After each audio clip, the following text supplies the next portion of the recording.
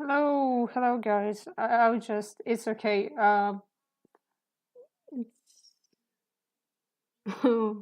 No, wait. I think I set for the chat to be like available for everybody, without the registration. I think. Um. Oh well, maybe the only option is when you have an account. But at least I made it available for everyone, not only the followers. Yeah, I thought like for the stream, I thought I could draw Liwa, but I thought that first I need to warm up a little bit, and yeah, draw Narvin with a cat since it's it's a new trend. But yeah, I don't know. I just think about it this whole day. um, I hope you can hear me well because I couldn't check it before for some reason. The OBS was lagging a little bit.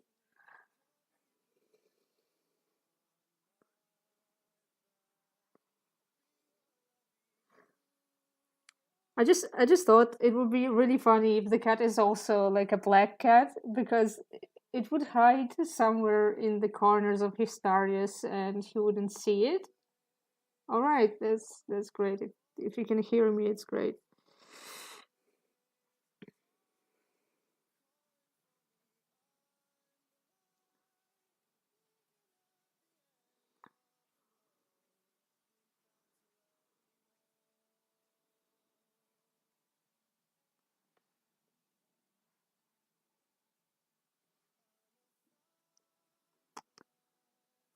Mm.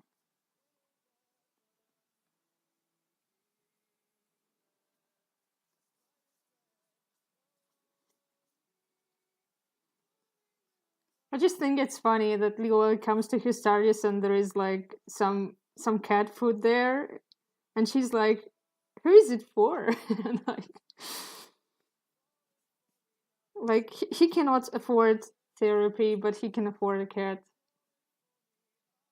Oh, that would be really cute. A Tuxedo cat. Oh.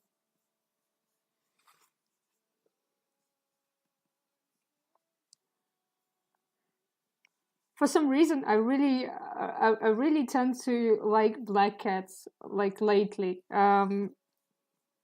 I don't know. They're so funny because they're like the void with the eyes, and the void is looking back at you. It's really cute. You know, they also have those very silly eyes too. You know, as cats should have silly eyes. No brain should be there. It's the appeal of cats.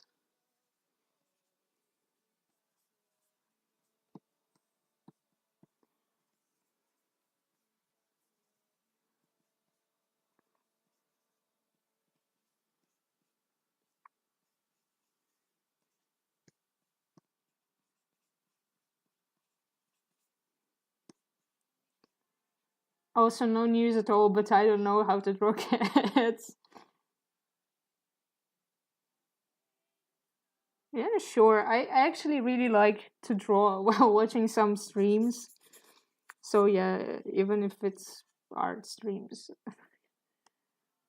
it gives you a sense of having company when you draw, and which is fun.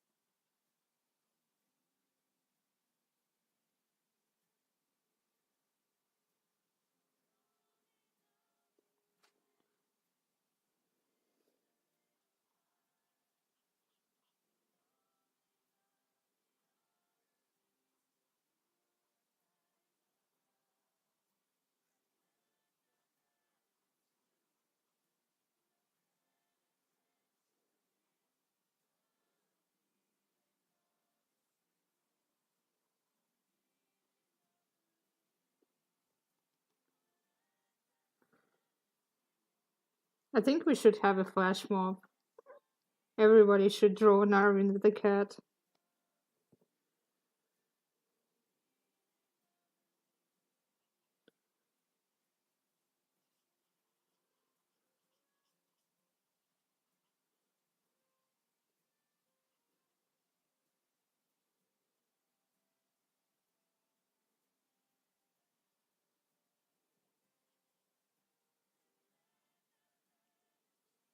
No.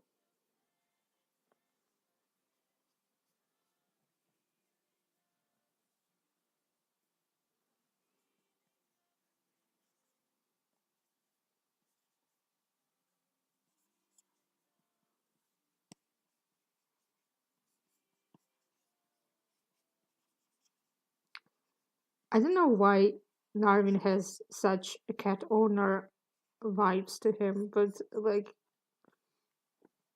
you can imagine him owning a cat. You really can. Also, I'm going insane about the concept of Gallifrey having cats as actual pets, like not some I don't know pig cat or I don't know for some reason every animal in Gallifrey when they want to add some species of animals they be like, oh, it's not a bear, it's like um a pig bear, and um it's not whatever. What else? They always add a pig to show it's a Gallifreyan animal. Like if they had a pig, it would probably be pig. I'm not sure. Um,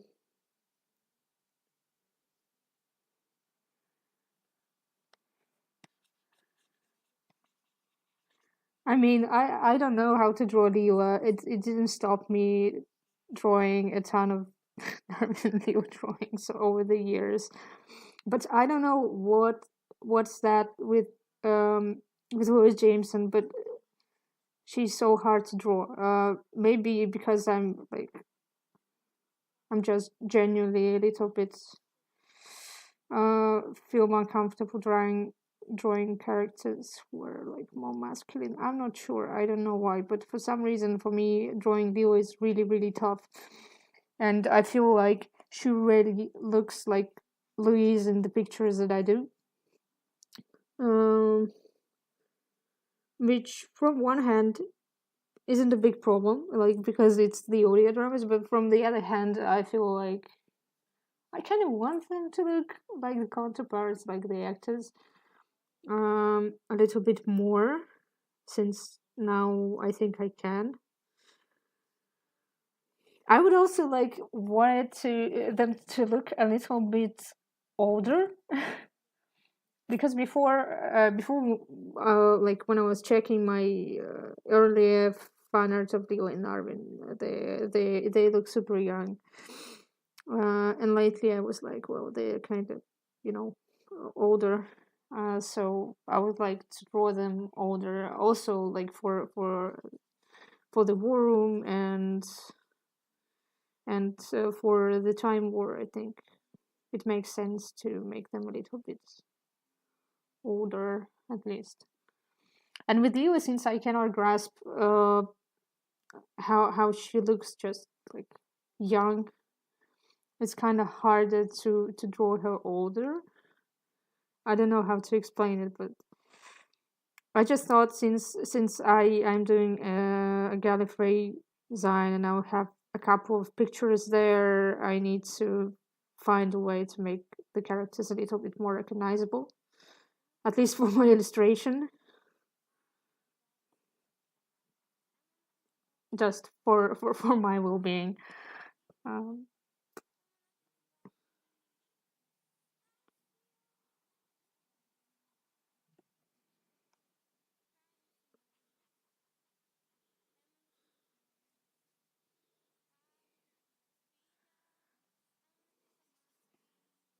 Now each time when I draw Narvin's hair, I remember that my friend actually got my drawing to Sean Carlson, and it was like a drawing of Narvin, and at some point I think in Twitter Sean was like, well, told me that his wife actually laughed a little bit because she said that he has so much more hair on the drawing than in real life. And now each time when I draw his hair, I keep thinking about it. It's so funny. Uh, I'm also very excited for the design, and I'm really impressed with the amount of people that is going to participate. I'm a little bit sad a couple of my friends weren't able to join um, because of some personal stuff, but I think the crowd that we got here is great, and I'm sure the drawings will be awesome. Uh, and merch also seems to be like very, very diverse in terms of like what you can get. But you need to wait for the announcements and stuff like that. It's a little bit of a secret, so I'll just hype you up. Subscribe to Gulliversary and get stuff. But it's a great crowd. I'm actually super excited because this year will actually like there will be actually fanfics. Um, for some reason, like I participated in the first Gallifrey design that was a couple of years ago, and there we didn't conclude any fanfics because it was a little bit tricky. Um, which now I think maybe it was like a little bit of bummer because a lot of people who wrote a really good story could have participated, and we could have made a collaboration, like when someone writes a fic and someone draws a picture for that fic. I actually really like that sort of collaboration because for me it's really hard to get like a precise idea for the illustration straight ahead. So I really appreciate when there is a really good scenery, a really good written piece that just helps my imagination to really see the scene, and then it's much easier to draw. Um, so I'm really excited that this year we'll have that thing too. It's awesome. I really enjoyed drawing the illustration for a fic in the previous design I done, the Bernice Summerfield one, and it was really exciting because, well, I drew the thing that I wouldn't done otherwise, and it was pretty cool.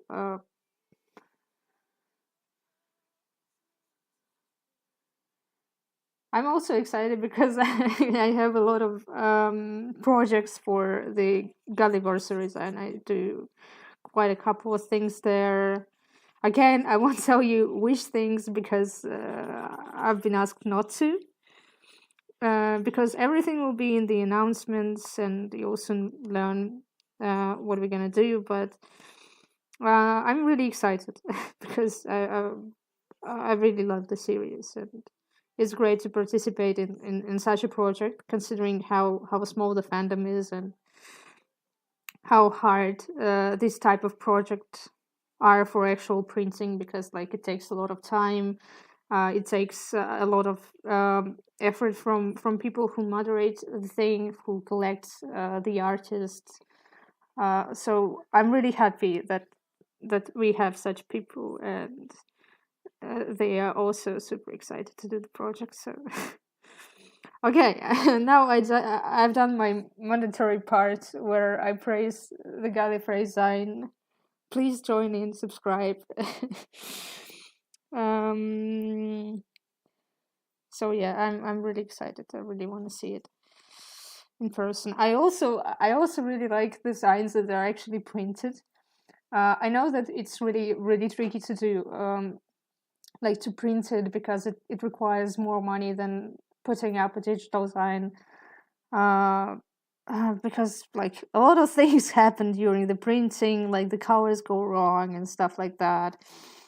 So it's really cool to have a physical copy in a world that is so digital at the moment. you know,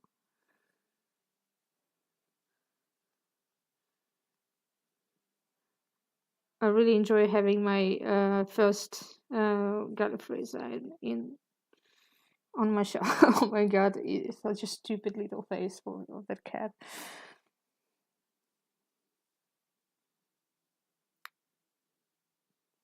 Silly little cat face.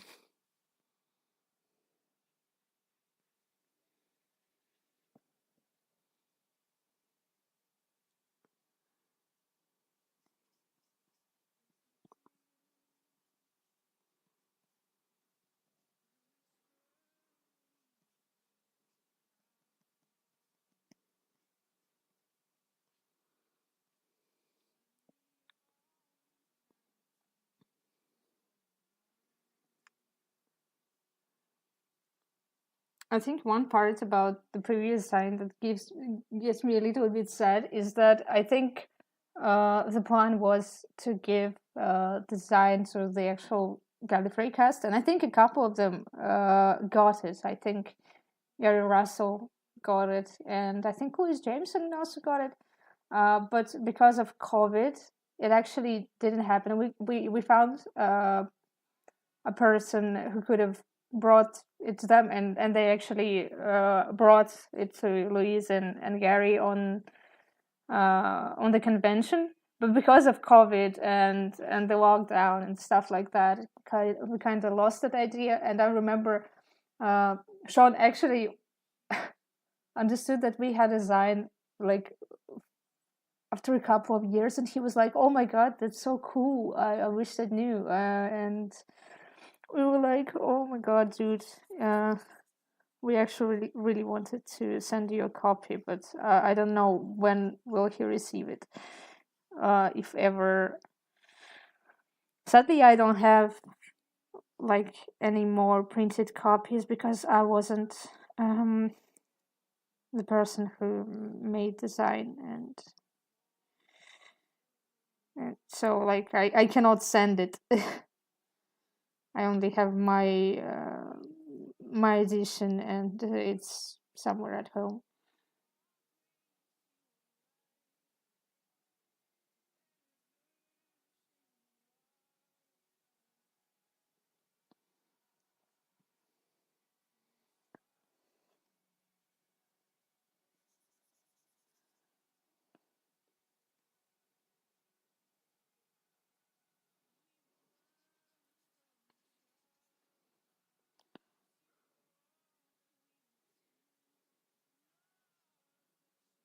No, I don't like that place.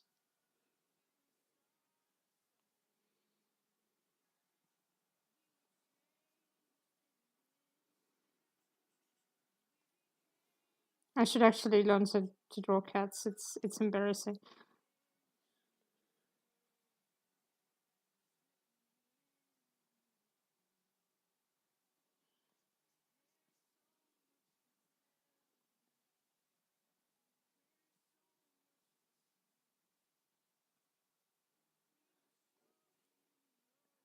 I'm going so insane about Gallifrey War Room. I'm not gonna lie. Um, I would say that I go as insane that all my thoughts about Hadestown were replaced by thoughts about about Gallifrey, which is kind of both a blessing and a curse. Because I have that state where I constantly think about Hadestown, and it's weird when it's finally not like that. Um, it's a super weird moment.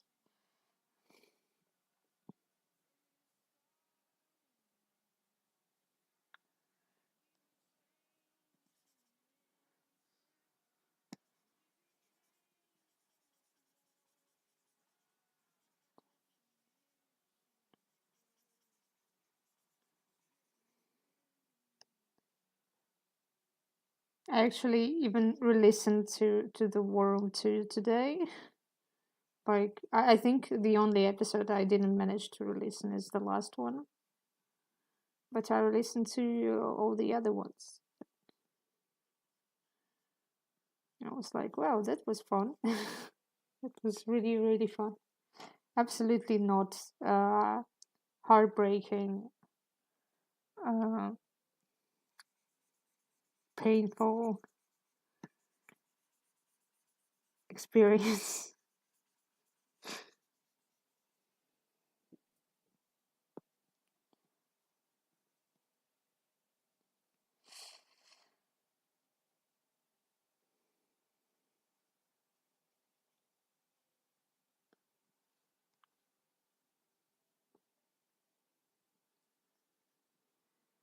I won't tell any spoilers because it was released like a week ago, so yeah, obviously not everyone managed to listen to it yet. Um, but it was a really good box set. It was a really good box set. Like I would say that for the first one in a while, I was like, oh well, that was a really solid thing. Even though I really liked War Room One, it was also fun. But like um, I think War Room Two, it's like the first time in a while when I was like, oh whoa, wow, what happened at the end of the box set, like in the bestest of ways. Because I'm sorry, I'm such a hater, but like Time War 4 got me to, like what the hell just happened, but like in the worst sense. But War Room 4 gospel War Room 2 surely War Room 2. Um it was actually, like there is only one thing I think that could have been done better, but I don't think it's on the team. It's more on the format that Big Finish has at the moment, like the 4 audios per box set format.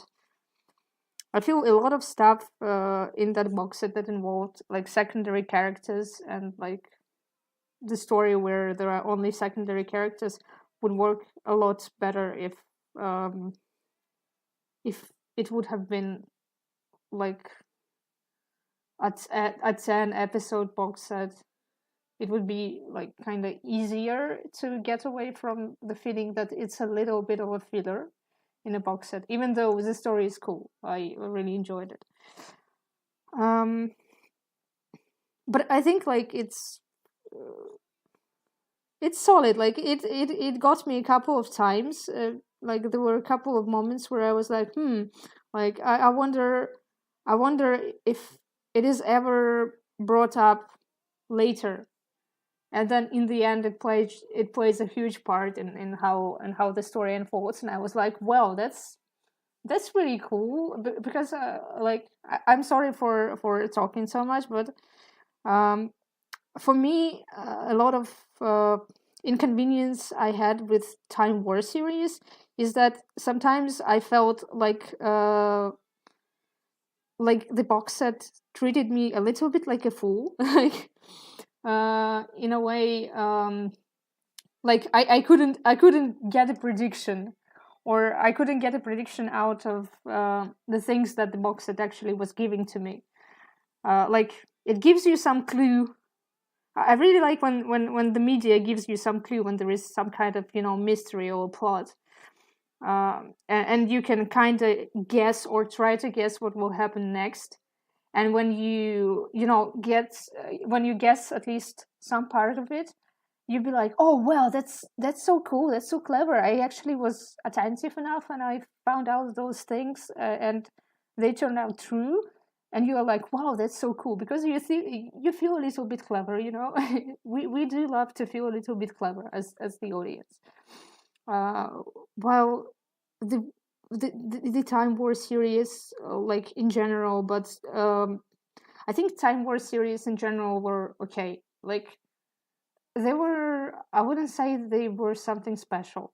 They were okay. But Time War 4 was horrible.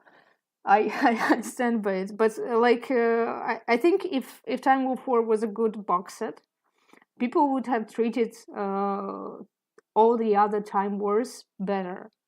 Because like if it would be a solid ending and like a solid emotional journey in the end, people I think would be like, oh well, like the beginning was okay, but by the end it actually was really cool for what they wanted to tell. In the end, it was a really good payoff.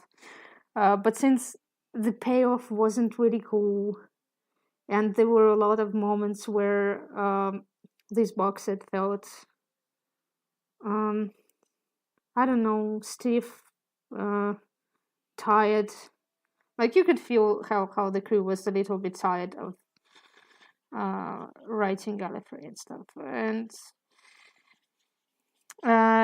there were some things there that were just bad, like Narvin calling Leo a savage, which was absolutely out of character. It was, it's like, it's my Waterloo. I constantly remember it, and I go, ugh,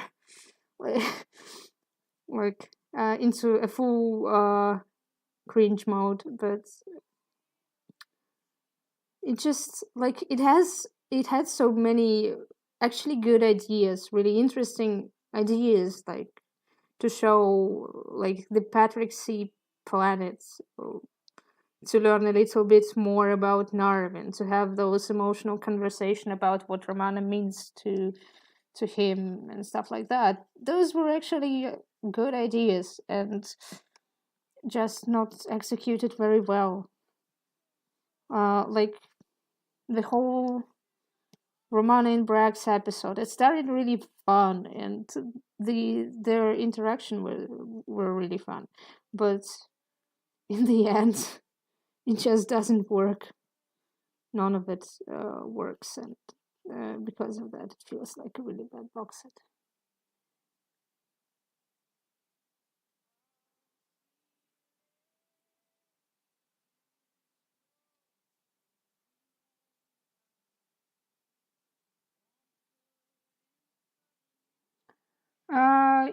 Yeah, I like.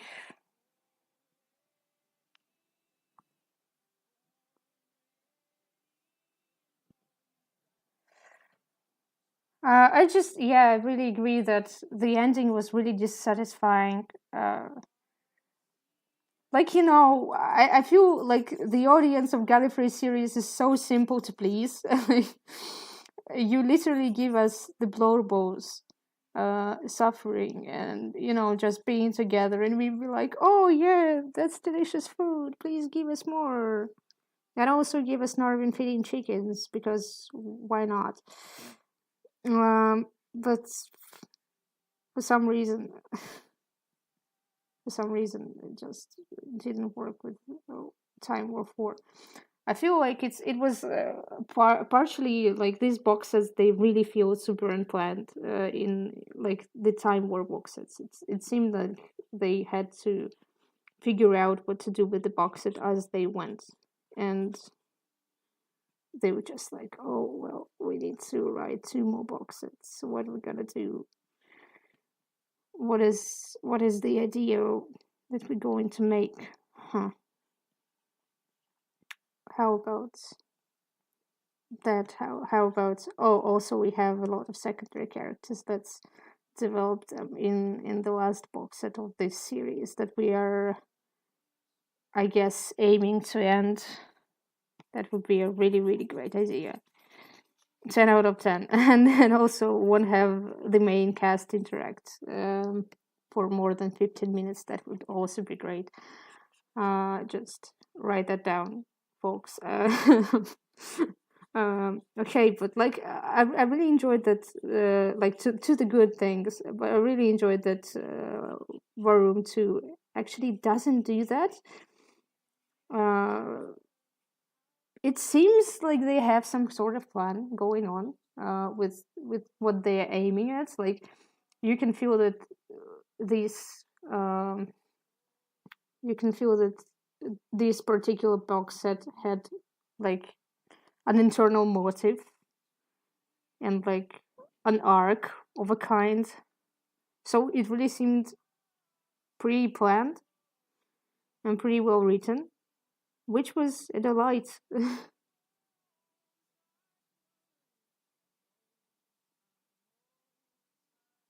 Oh,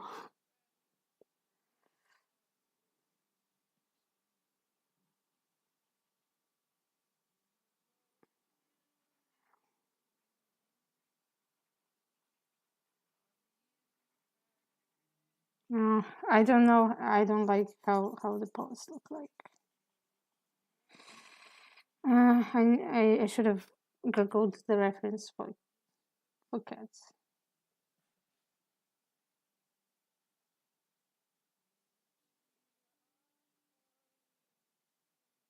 Hi, Artie. I also didn't recognize that you were the dog tape. Um,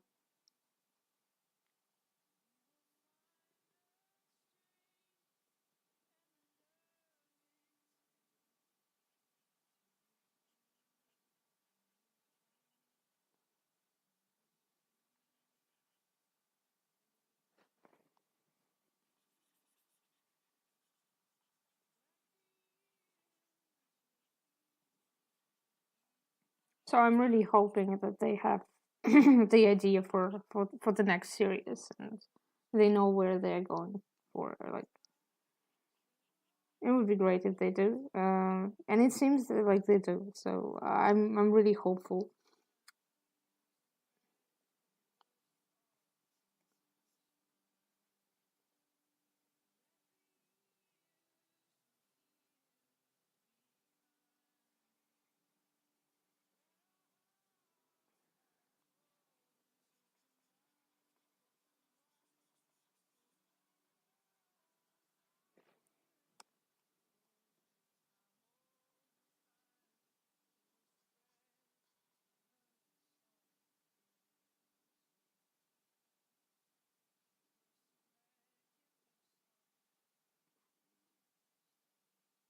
Okay, it looks like a cat enough, I guess.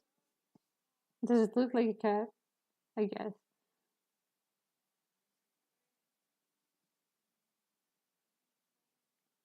I think it will be a year again. I think it will be a year again. It's also like the same issue we discussed with my friend regarding like Gallifrey War Room. That's even though the writing is great. Uh, September, yeah, a year. Um, Even though like the writing is good and absolutely like 100% so much better than Time War 4. It's like because you need to wait for an entire year, and because like there are only 4 episodes, it seems that sometimes like the team doesn't have enough time to like work with all they want to work with. Like, but I think it was more visible with Time War series, where they seem to have a couple of ideas and a couple of characters that they wanted to develop, but they were just like, oh well, we don't have time for that, and also we'll uh oh, I don't know, we just drop one of the main characters out of the story for a couple of box sets, and this will be really fun. But I'm also a little bit sad because there were a couple of characters that I really enjoyed in the Time War box set. Like, for example, I really enjoyed Mantis, and I thought that Mantis had such a cool potential for being a villain. Maybe I've already told it that my crazy theory on the stream, but I was like, it was so fun that Mantis was so much like Series 1 Narvin and Series 2 Narvin, I think. Uh, like they had the same position in society in a way, like both are spies, both are kind of slimy uh, in in the way they sound and act, and And I was like, wow, that's actually interesting. I wonder if it's a sort of parallel, or um, like the opportunity for Narvin to look at himself from years ago, in a way, to be like, well, that wasn't such a great behavior. Uh, that sort of stuff. It would be interesting, but um, Mantis kind of got mm, killed really, really fast.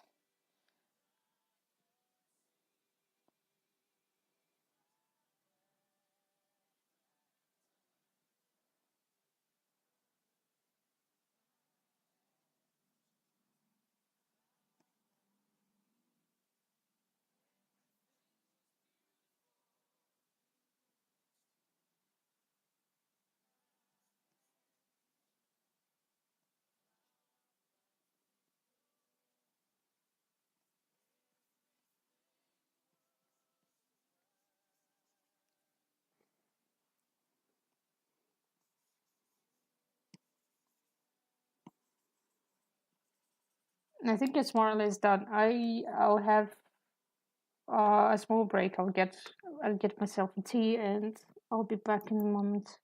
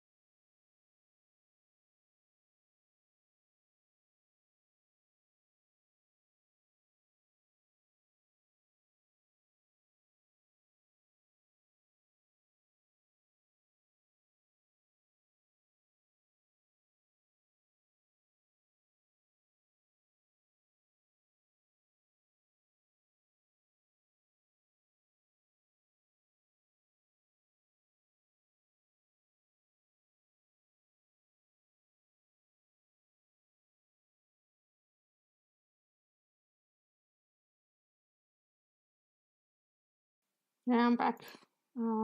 Okay, I think I need to draw the tail for that cat. We are mostly done.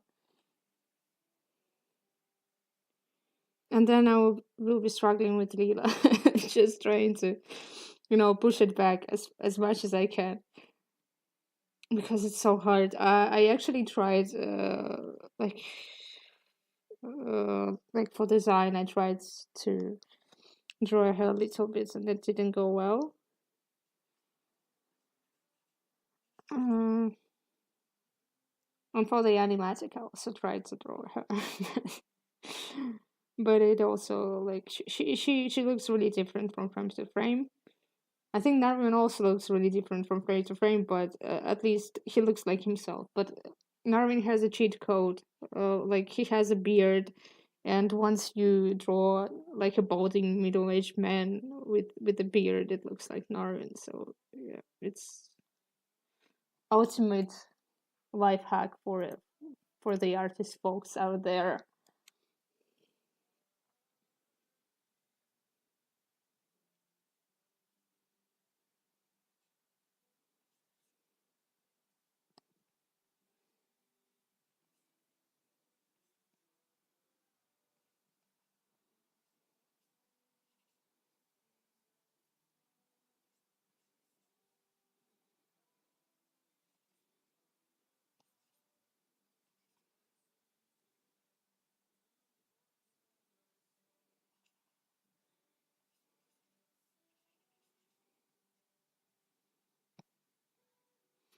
I love the fact that Sean really got on board with the idea because he is a cat owner. He's not just like, yes, of course, Narwin is a cat person. I'm just like, yes, dude, go on. Honestly, he's the only reason I still keep Twitter. Like, the only reason to keep up with all that Twitter bullshit. Yeah, yeah, yeah. You just throw a bolting oval with a beard.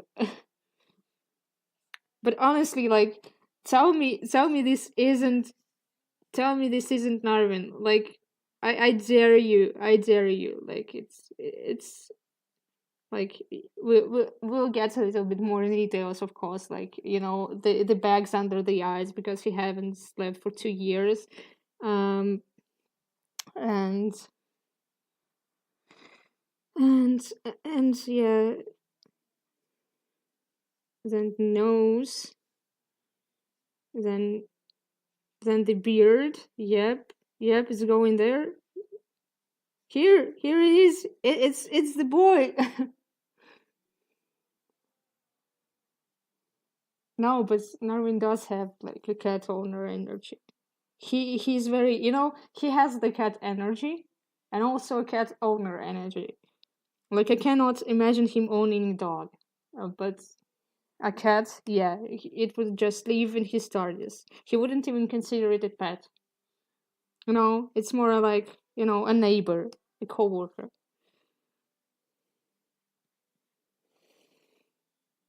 But also cats are just such little dudes.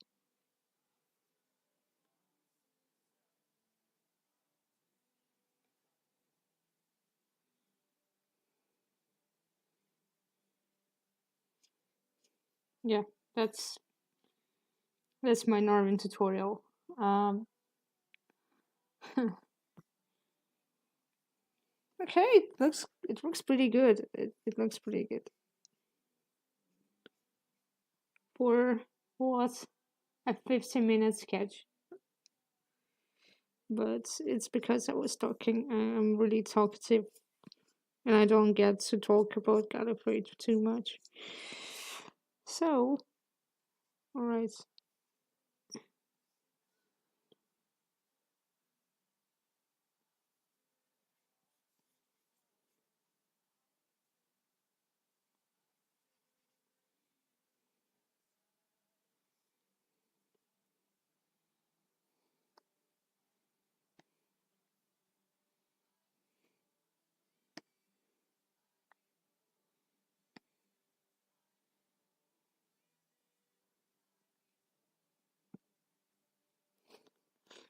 sign the petition for it to become a new sticker for the Gallifrey side.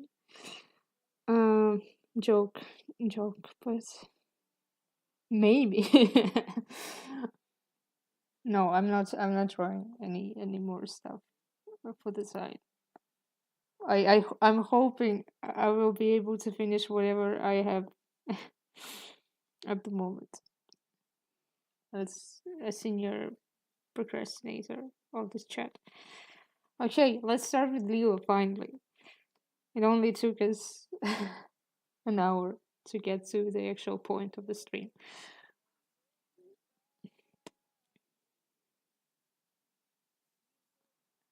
Joke. No. No. But like I just feel like I need to first at least finish the stuff I have, which is a lot. But I don't mind. I don't mind. I'm actually really happy when the when you get a lot of merchandise with design. Um, again, I cannot tell what the merchandise is, even though I think on that stream there are at least half like people from design, so they already know what type of merchandise there will be. So I don't know what's with Louis' face that makes it so difficult, but like she has a pretty long face, and she also looks super different depending on which eyes she has. Oh my god! No, no way! Hi! Oh my god! Thank you so much. I'm pretty happy. I'm really embarrassed right now. Uh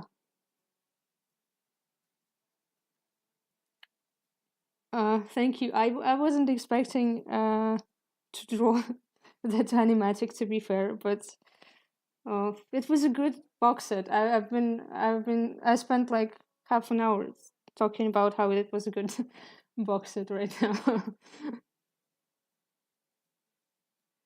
But hi, Heather. It's very nice to see you here.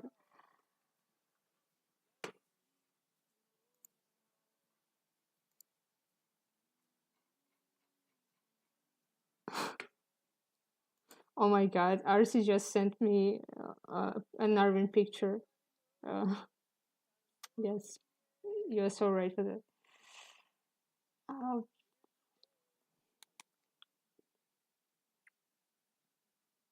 but I had so much fun with that animatic, to be fair. Like I would say that I'm not a person who draws animatics often.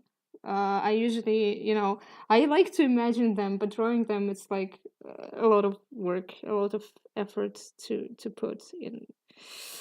Mostly because like I'm having a really hard time concentrating, because like with the animatic you need to put in like weeks of work to draw something, and I think the worst part of it is storyboarding. uh, because it's you need to both imagine the scene and listen to the song, or like to the audio for so many times to like think what's this the transition from a frame to a frame. So like since I'm not really good at long-term projects, I was like, oh well, I don't think I'm going to make it eventually. But I was like, well, it's worth trying a little bit. Just a little bit, the tiniest bit. Like I will start it, and I won't finish it. But then I was like so motivated uh, that I think I drew all of the frames for 6 days. I think. Um, but yeah.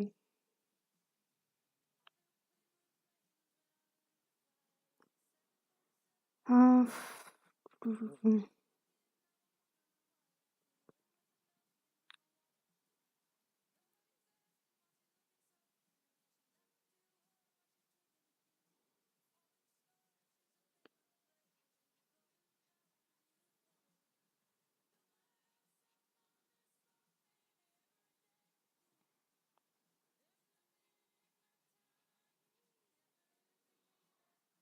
But about Lila, she has something like um she looks really different from frame to frame. I don't know why. Like, I mean, people genuinely look different with different light scenarios and stuff like that, but it makes it really hard to understand how she looks like.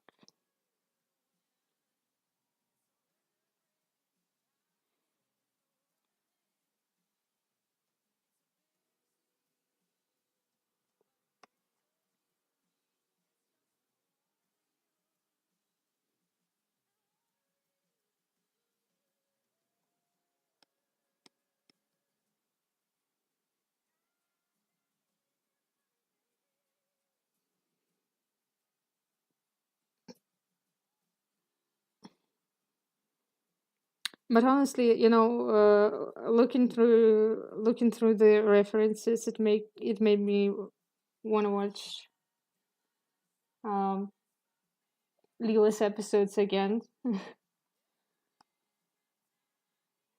She's honestly one of my favorite companions, like, of all time, even before Gallifrey. And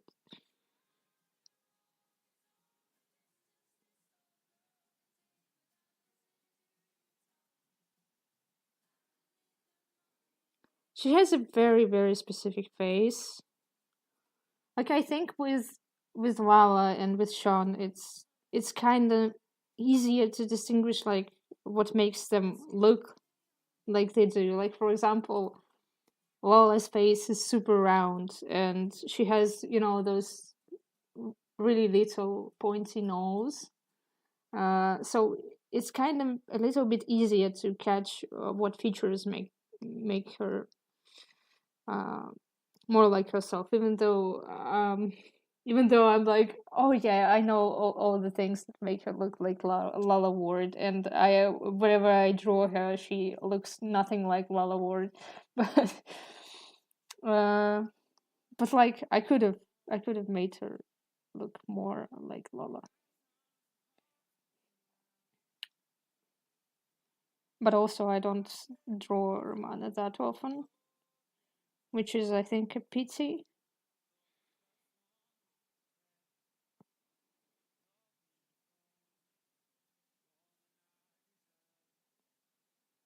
Yeah, very thin eyebrows. Very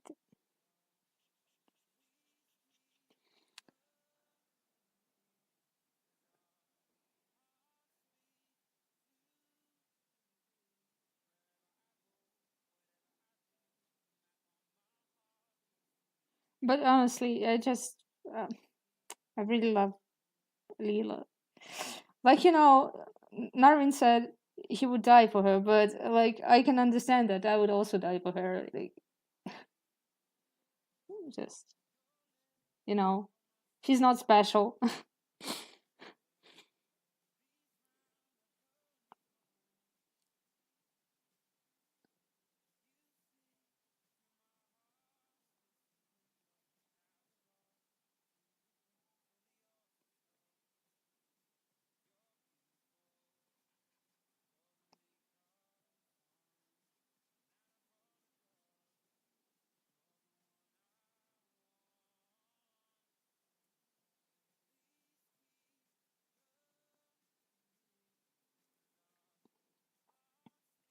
Yeah, for real. Like, dude, we were there first, and like, but she's such a good character. I honestly think that bad things should stop happening to her. Like, please, she just deserves a really good vacation. Like, someplace nice. Probably with Roman and Arvin, you know, just chilling. Spirit Part 2. Spirit Part 2. More, throwing chairs into the windows and stuff like that. Therapy. Therapy.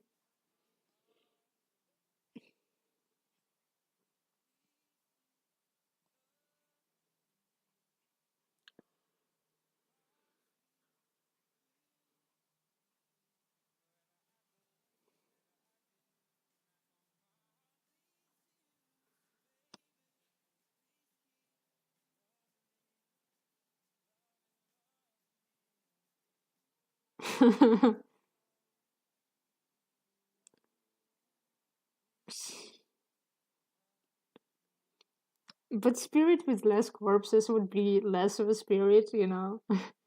You're taking the spirit out of spirit episode, you know.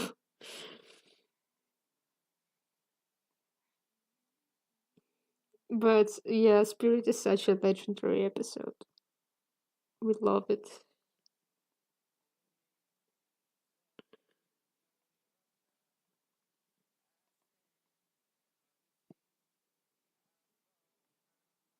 No, it doesn't look like.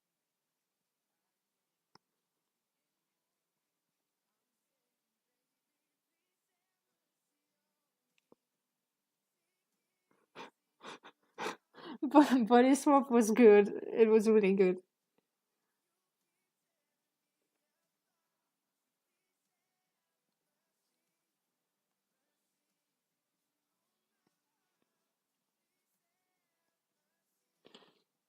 I'm sorry, Spirit, but like Narvin is also there and also has a body swap. Like, uh,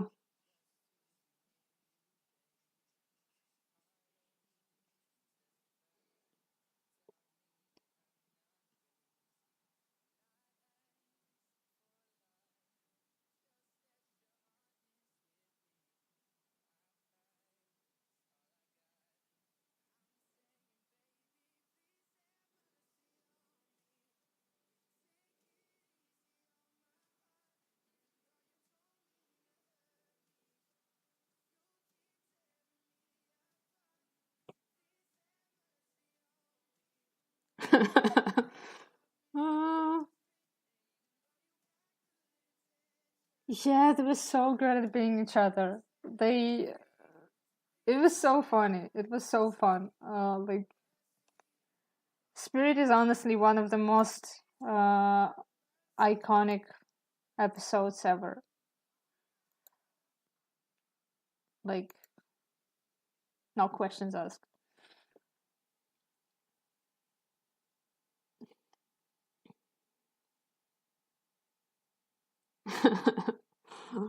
I'm so sad for Brax not being in Gallifrey, but also every time he appears,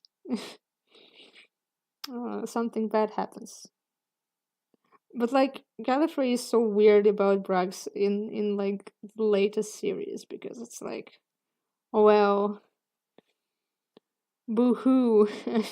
For some reason, nobody trusts him anymore, and like, why? I understand that that Brax in like Bernice Summerfield is like a lot of more of a questionable character, but like in Gallifrey, he's not that questionable. At least before Time War One. Um, I think we were robbed of Ace. Like I would really love to see her and Narvin just being friends because I really enjoy in the war room that the way Narvin talks about Ace. Like they have been a really good buddies, but we never get to see that. So we kind of get that post factum. So I'm kind of sad that they set up like that friendship before and like they introduced Ace to the series just to uh like never use it, I guess. Well, apart from mentions in the war room, maybe if they got to to get back like Sophie, they would be able to get some flashbacks, or maybe not flashbacks.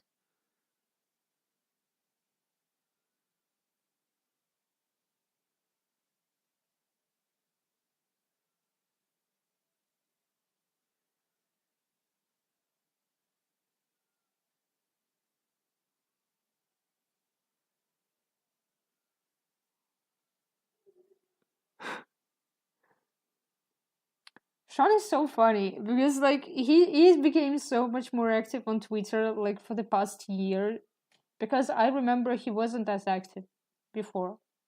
Like he was absolutely super sweet and was liking the pictures and writing comments, but like he wasn't as active. It's really funny that now he's like, coming around, liking tweets and being like, look at that, it's not even with a gut. Honestly, that would be me if I were famous. Like you give me one scrape of fame, and I would be that. Uh, uh,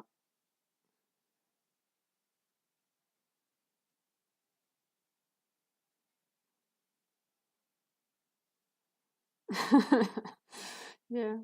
But honestly, he's the only reason I still keep Twitter because, like, Twitter is so toxic. I cannot sit there and, each time I start scrolling Twitter for a really long time. I become severely like I feel really bad. But you open Sean's Twitter and he's like, "Oh, that's a cute drawing on Armin," and also here is the potato that looks like a heart, and you'll be like, "Oh my god, it really potato that looks like a heart." So wonderful. um,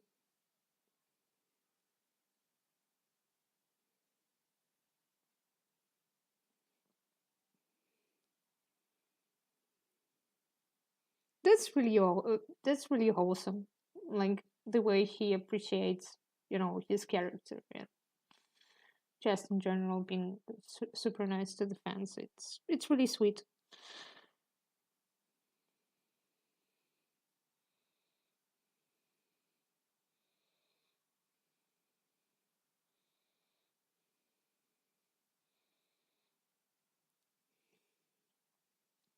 But sorry, I now have a fear that Sean will come to the stream and I'll just have a heart attack right there. But after what happened today, I'm joking. But like, yeah, it's so weird that Ace only gets one episode. Like, okay, two episodes, but we won't count Intervention Earth. Okay, let's count Intervention Earth. Why not? But like Intervention Earth shouldn't really count because it never happened. But I don't know. Why would you introduce a character and then just get rid of them? I guess it's probably because, like, probably Sophie wasn't available or some stuff like that. But why would you just, get rid of them for good without any opportunity to use them?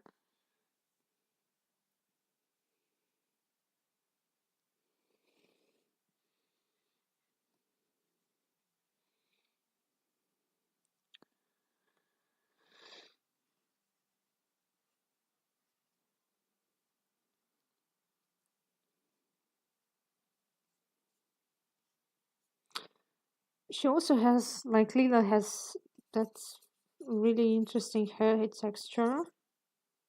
That's that is a little bit hard to grasp for me. Her hair has so much volume. I don't know.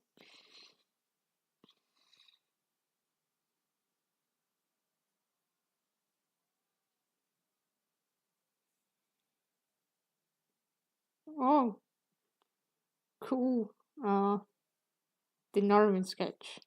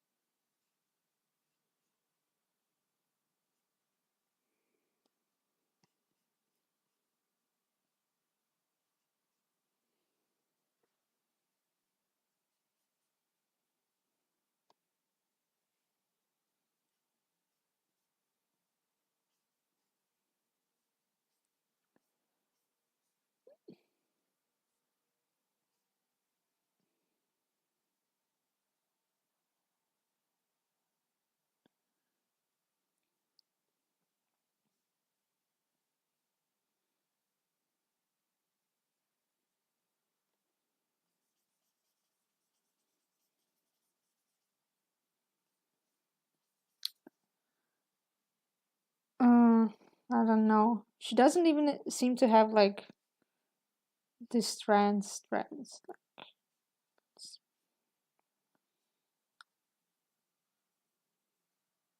Hmm.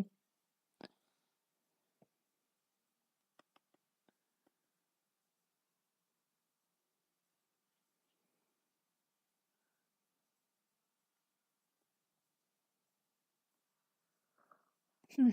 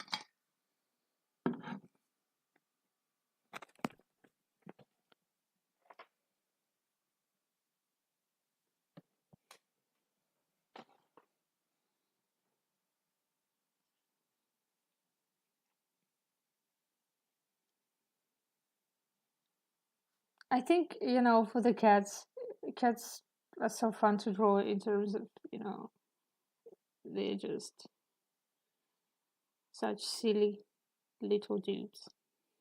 You know, they just have those really cute little faces. This kid.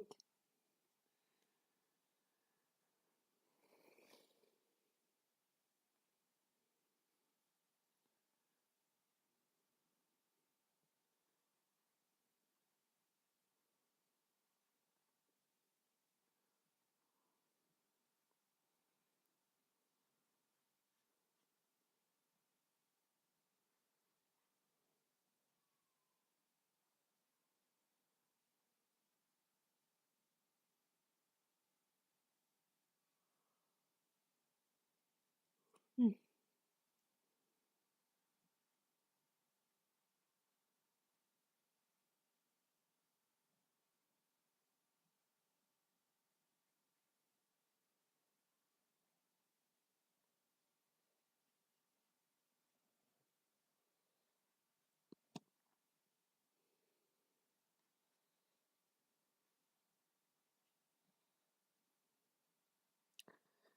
She looks so different with the blue eyes. So it's confusing.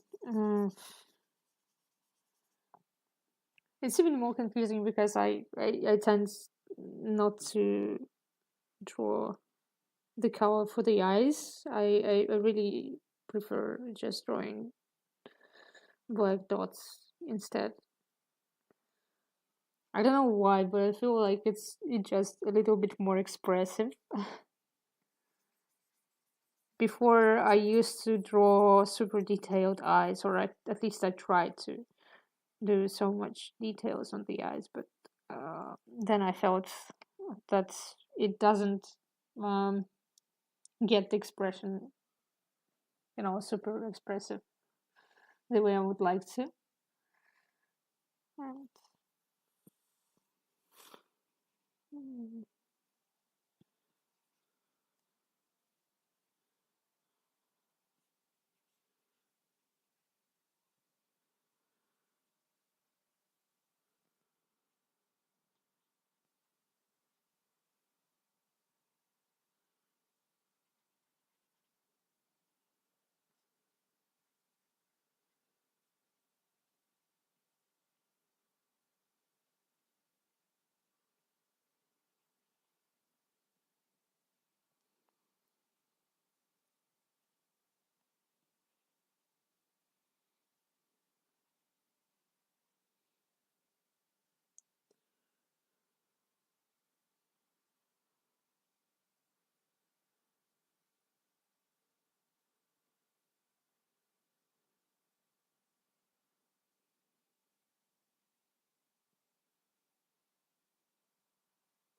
Thank you, thank you. I'm not. um, I'm still struggling. Like it's much easier with the references, but like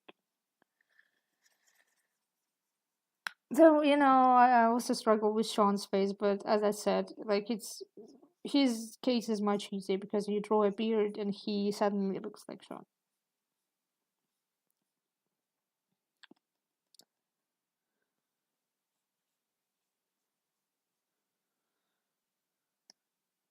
I just think like she has a super long face and like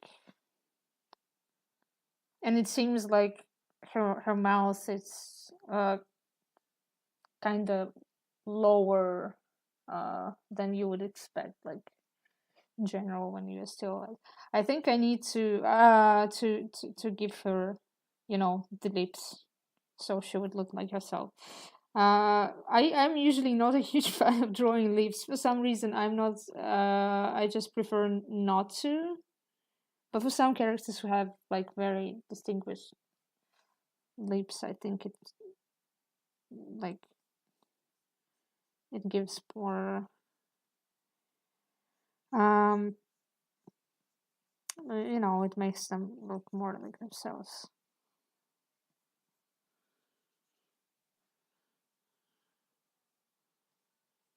No, here she doesn't look like herself.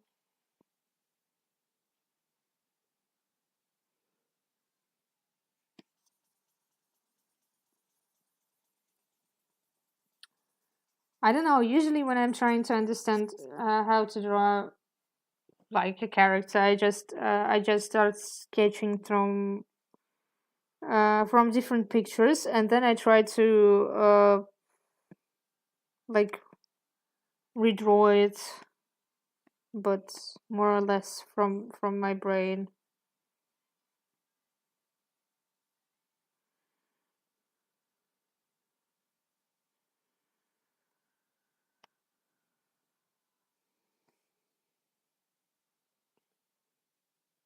What is a webkins?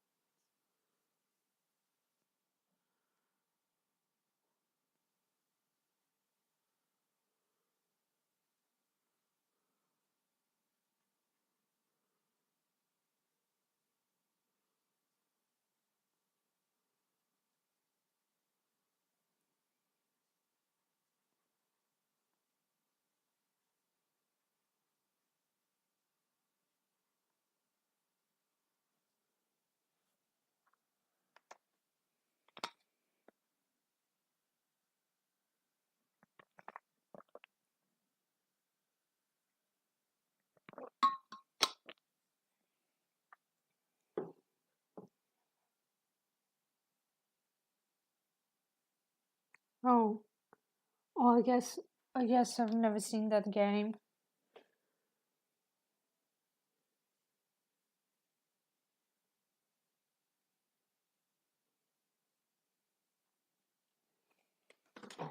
Maybe it's more of a regional thing that I've never encountered.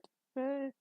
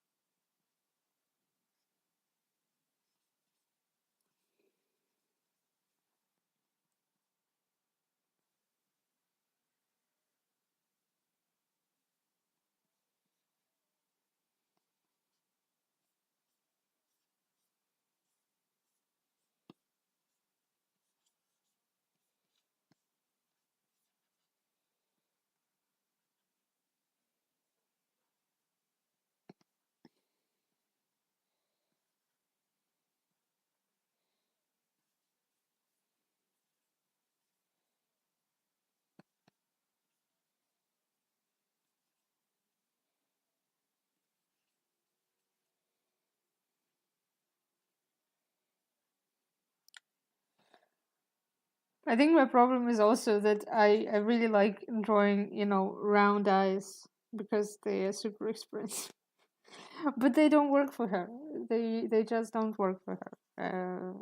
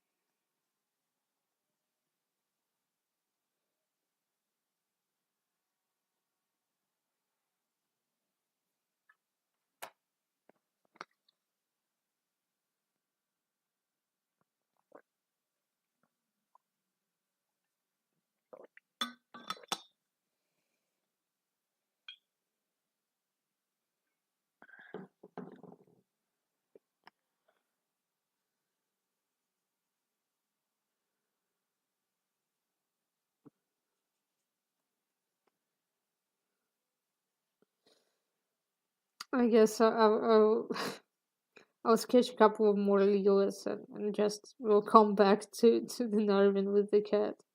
Maybe color it a bit. Maybe not.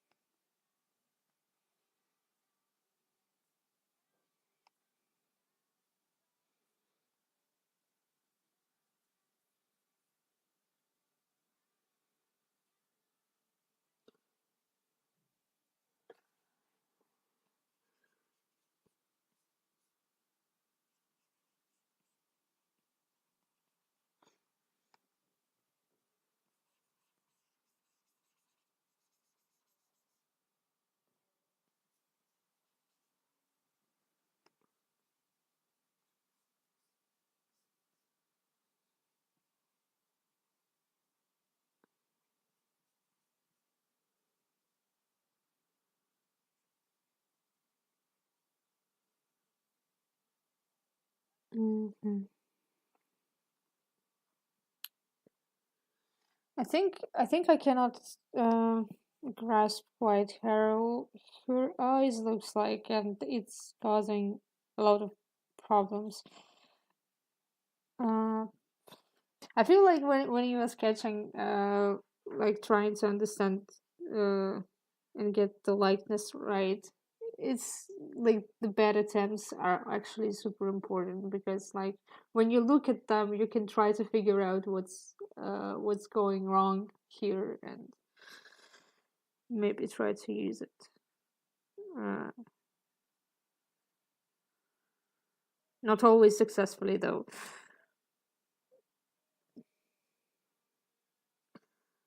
It seems like her eyes are like a little bit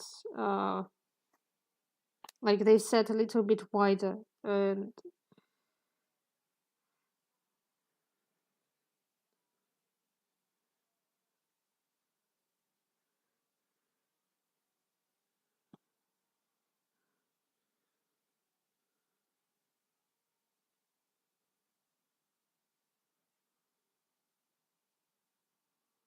maybe something about the nose.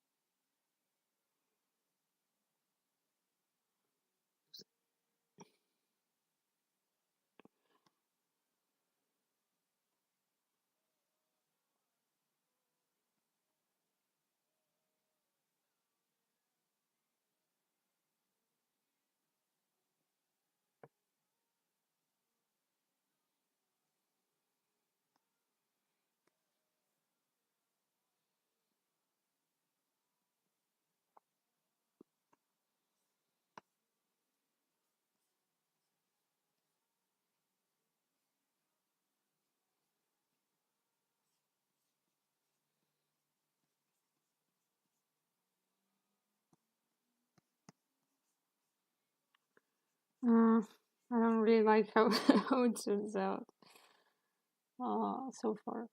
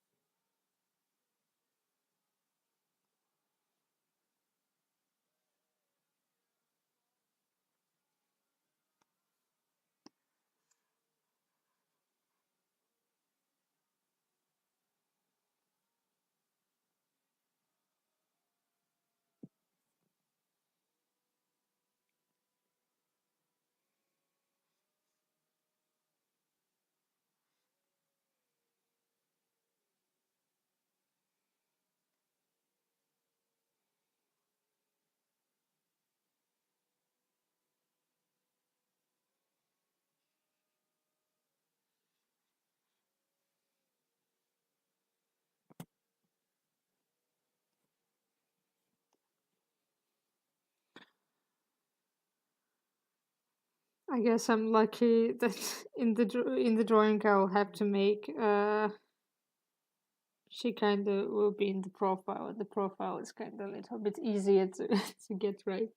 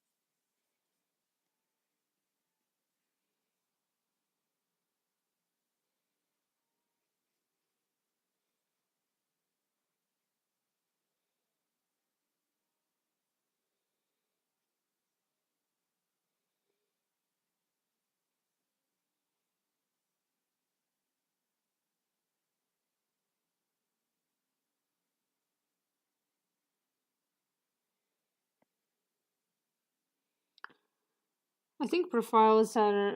Thank you, thank you. I think profiles just they a little bit easier in terms of looking correctly. Um,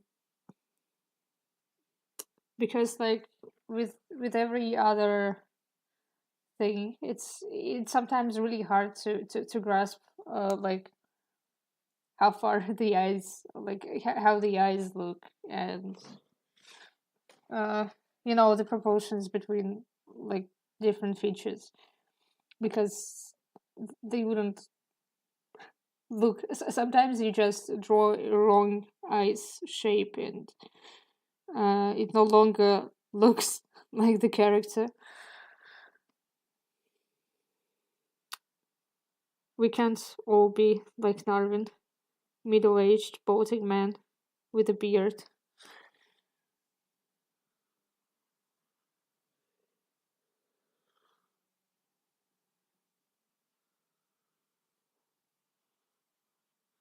She also has like a particular shape of the eyebrows. It like if you look at it, you actually cannot see what I'm referring to because I have like a different file opened with the references, but she has like the eyebrows that have this like triangle. It's very very shaped.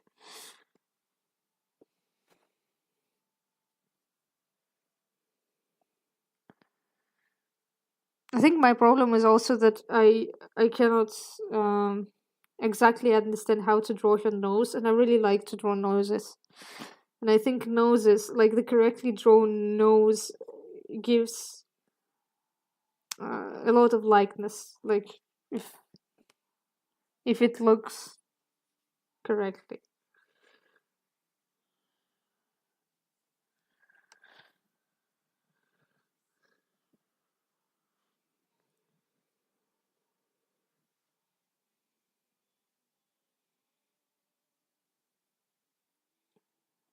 It's also like she has a different makeup depending on the season. Uh,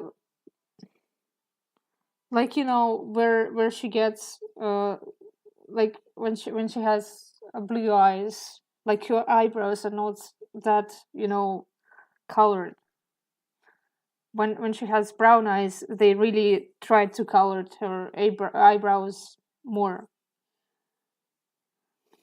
I really enjoy drawing noses. I think the funniest part about sometimes people compliment my art, and the funniest part I heard people say about my art is about how I draw noses. Like people seems to really like them, and it would be funny like if it was just one time, but it really happens really often.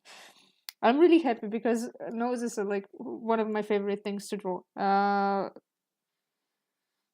So I'm happy when nose looks good.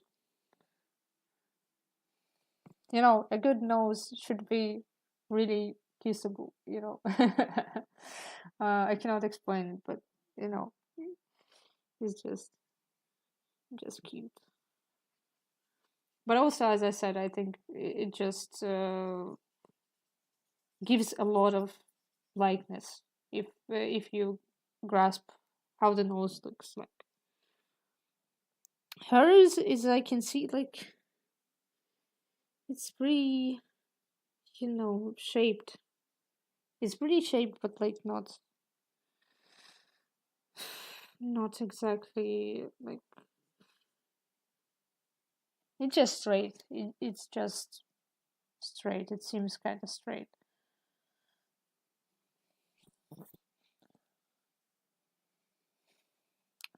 I usually really like people with interesting noses because they're much easier to draw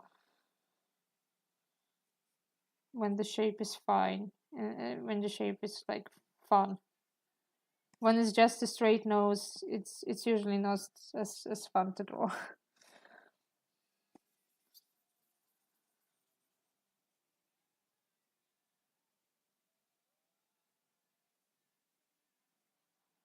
Good luck with your Norvin.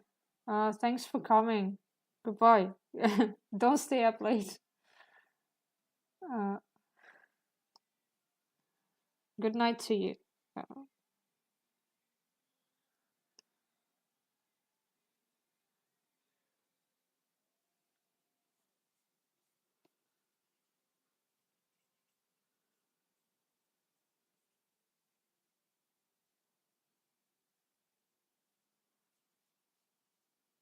Noses are just so fun. Like I really like the characters who have like very defined noses. Like I really like Brax's nose because it's so it's so shaped. It's shaped like somehow like this, and his nose goes like that, I think, and also has like very fun shape. Brax actually like really easy to draw, so he would be recognizable. He just has a resting beach face.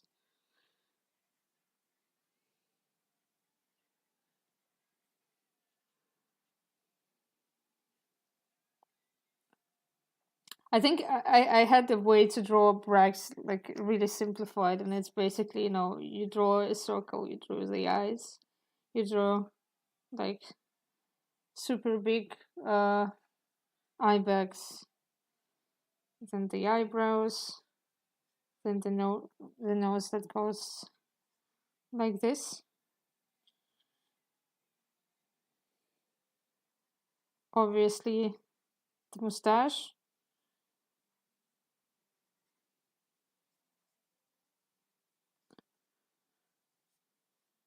He goes Brexito.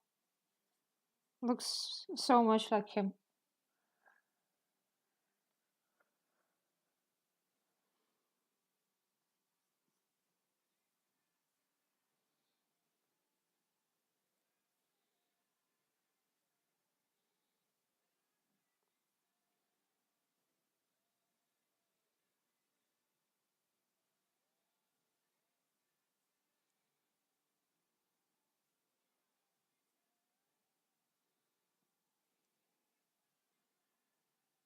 I don't know. Maybe I'm just so much better at drawing uh like dudes. Maybe because like uh I don't know. Like when you look at most men, they don't try to like hide the wrinkles and stuff like that. So it's pretty easy to hop in from like their face features and grasp them. I don't know, for some reason it's much harder for me with more female presenting characters.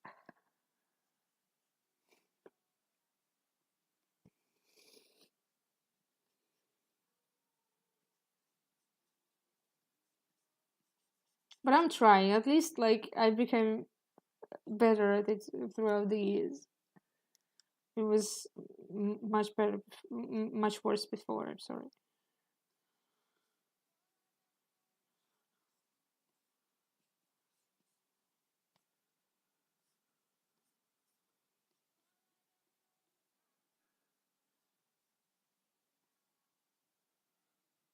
I think this one doesn't look bad.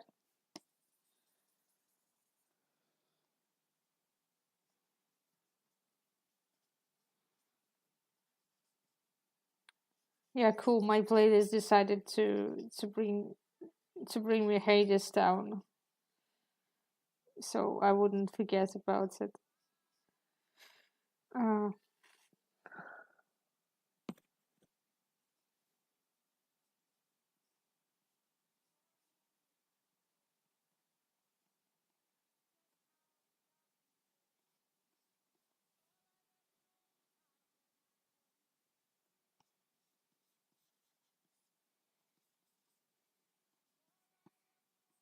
yeah, I think that's a pretty good Leela there. Not bad at all. And Braxeto. uh, get out. he never appears in Gallifrey again. I'm actually really interested whether they will bring him back at some point or not.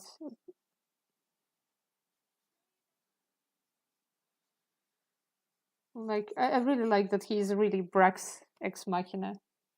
He just comes, solves everything, and then goes away for years.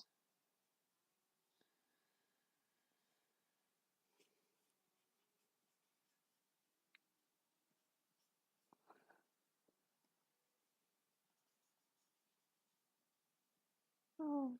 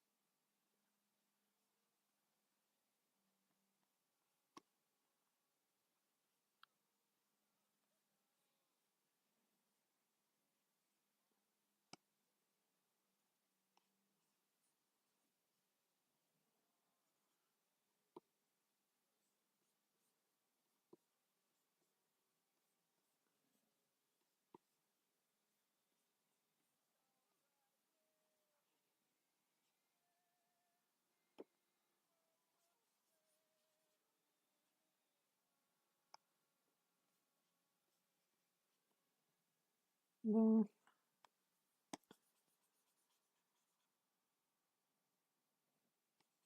Right here, it doesn't look right. Uh,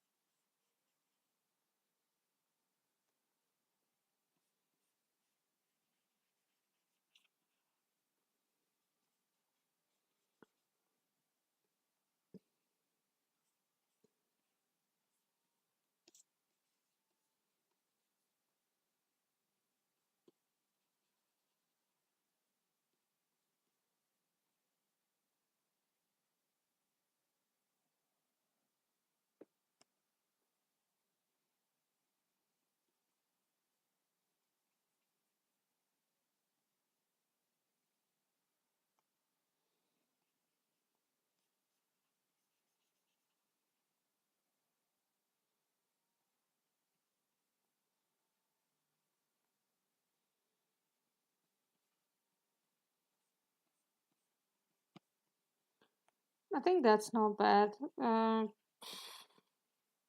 think I'm getting there just slowly.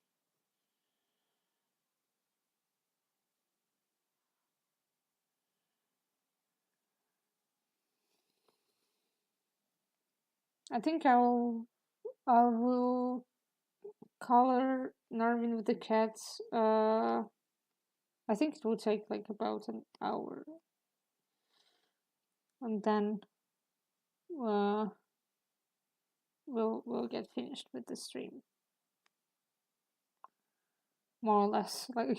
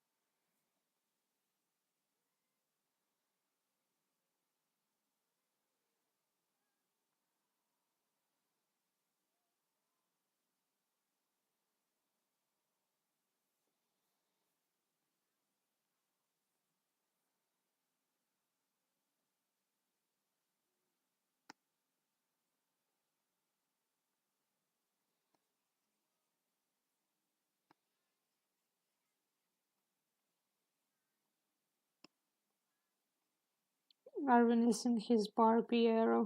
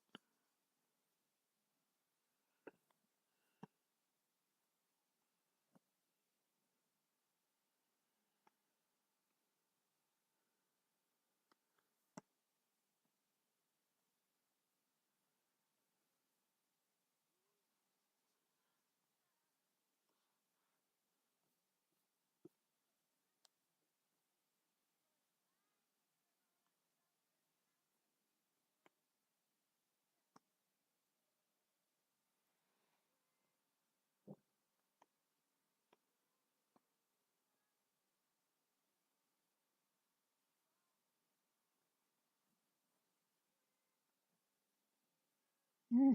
I wonder where the cow wheel is. Here it is. Okay.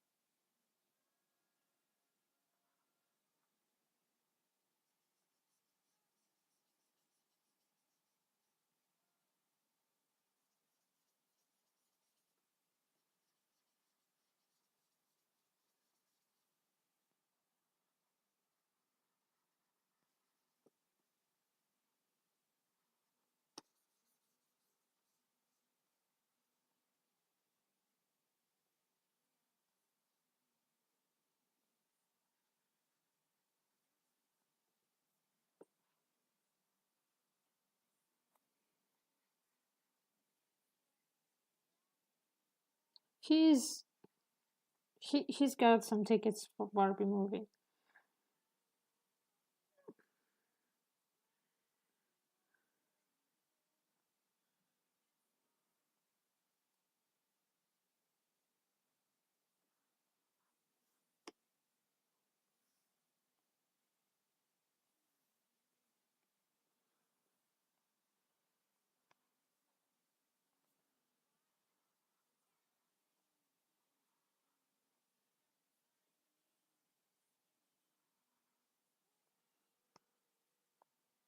Oops.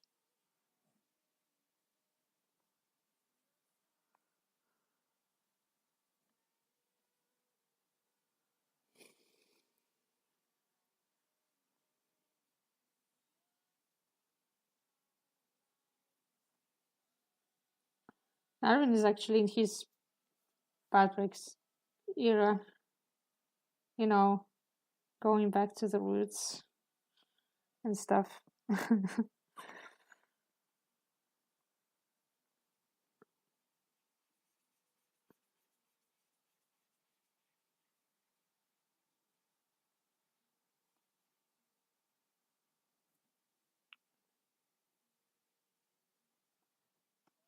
Narvin absolutely would cry at Barbie movie.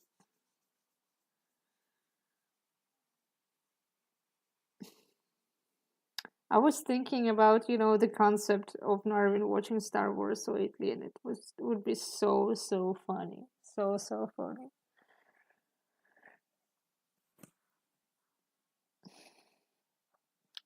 I think I think it might be, Ace, uh, Ace just having fun showing Narvin and Leo some iconic movies. Like Romana probably saw them because Romana is like more like she spent more time with the doctor. She's more, I think, educated and that sort of thing. Though I mean, Leela probably also saw some movies. Whatever, I'm not sure, but I don't know. It's just so funny. Narvin would complain the whole movie about space inaccuracies, and it's like who would who would make a lightsaber a weapon of choice? Like, bro, the stage there is so much more practical.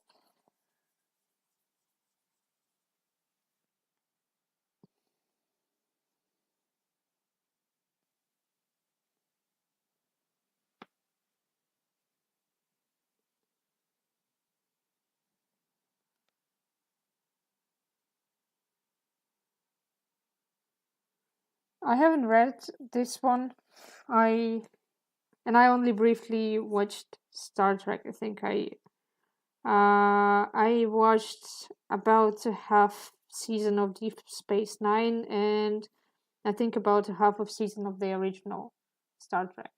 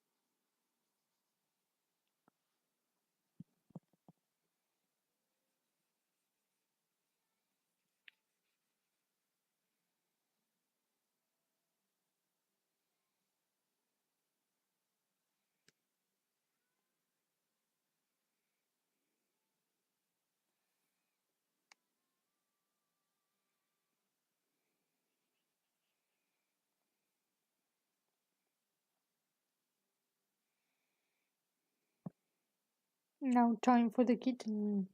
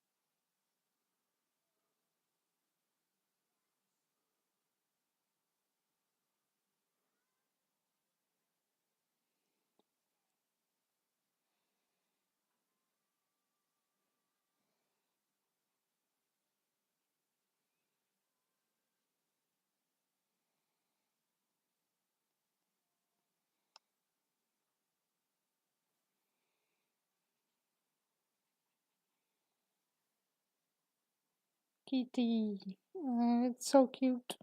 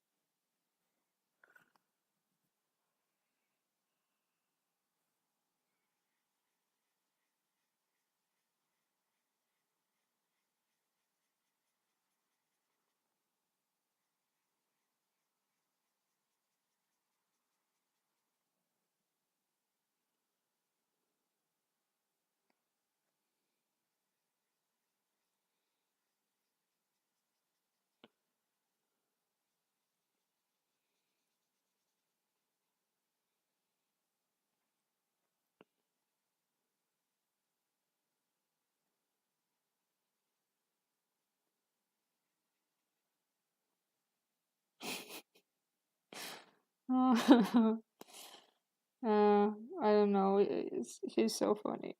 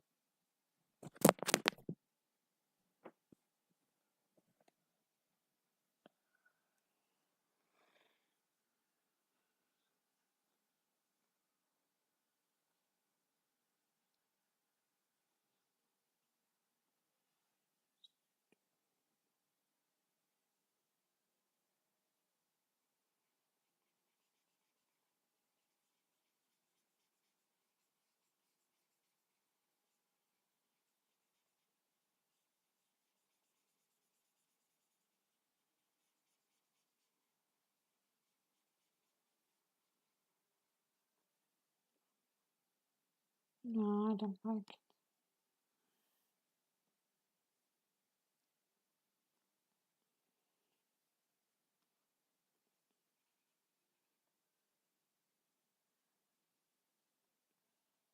the beans. Mm,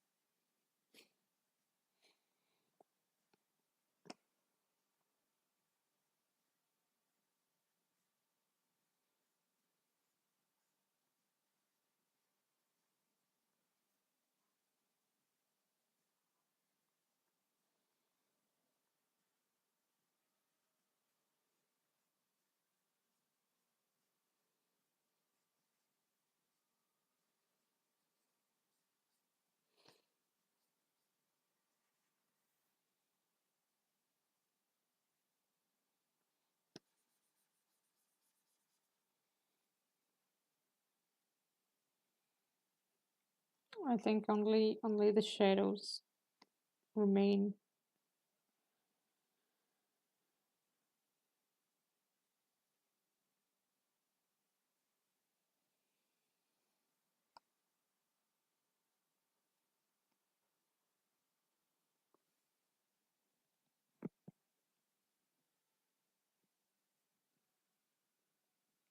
Thank you. I actually kind of enjoyed it. It looks really cute. I think I'll shade it a little and it should become uh, better.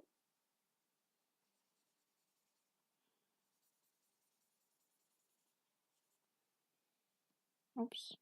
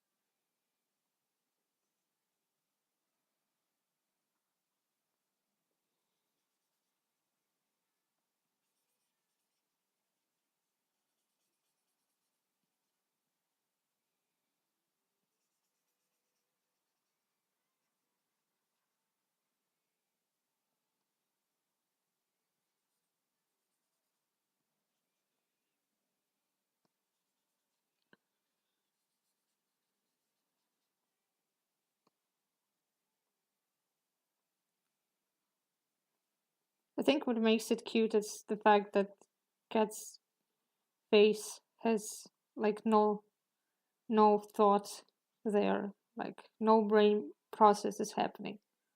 Absolutely, like blank. This is why I really like cats. They're just those silly little guys.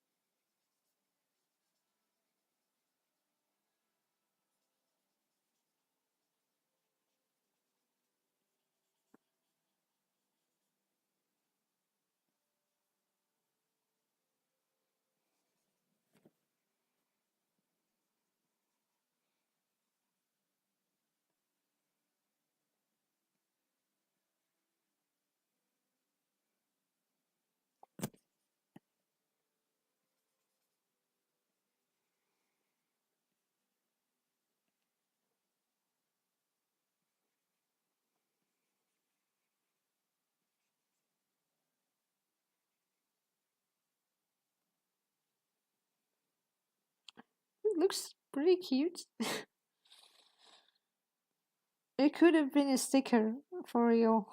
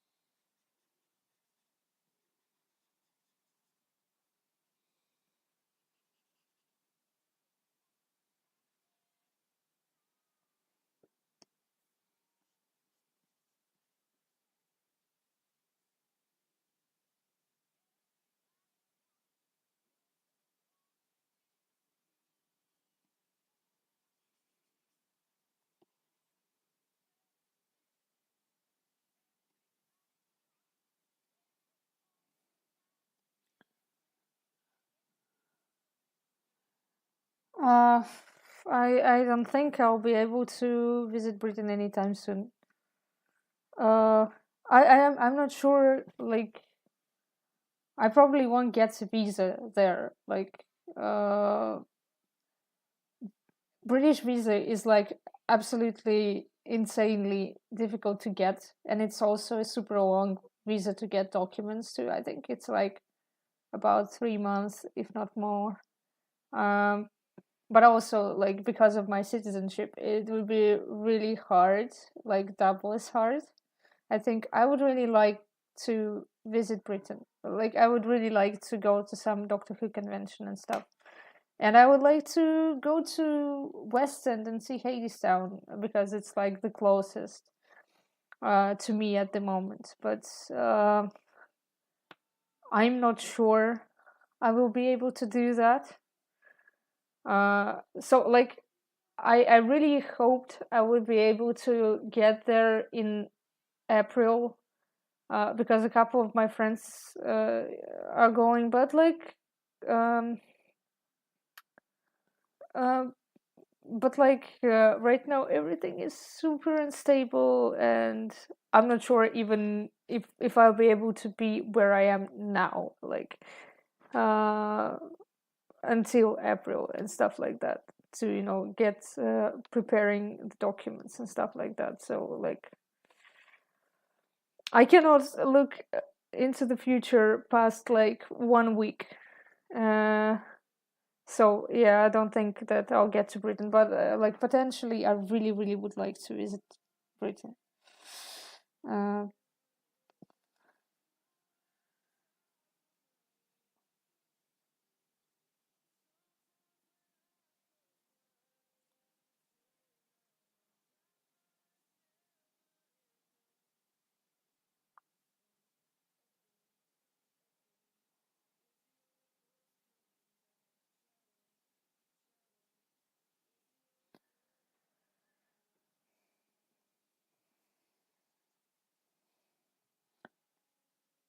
Actually, visiting like different parts of England would be really cool.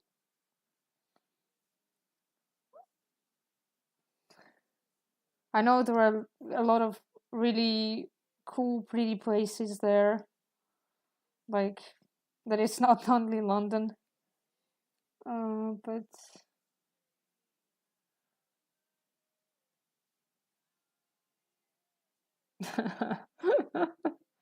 no, thank you. I wouldn't mind being smuggled into the UK, but I'm really hoping I'll be able to visit UK in future. It's like one of big dreams of mine, but again, my citizenship makes it really, really tricky, trickier than it is now. Though I don't think UK is is going to decline me a visa because like entirely because of my citizenship, but it always is a possibility. And, uh,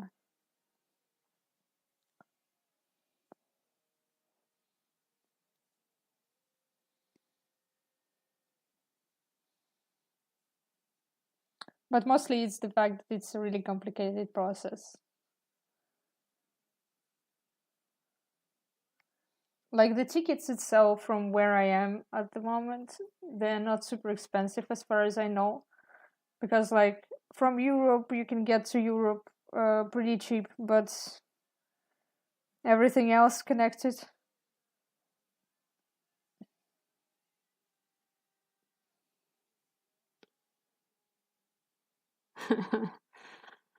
That's a good plan. I don't know. Talk to Russell T Davies about that.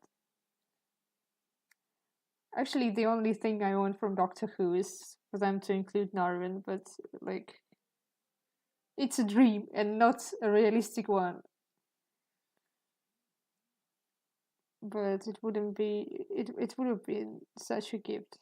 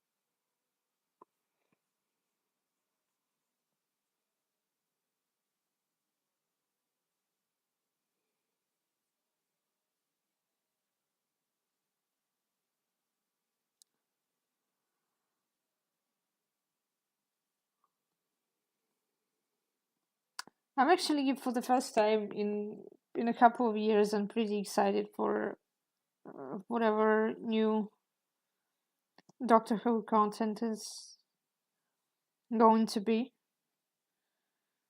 But maybe that's because I'm like I didn't get into 13th episodes, and I'm really sad about it because like I really liked Jodie Whittaker,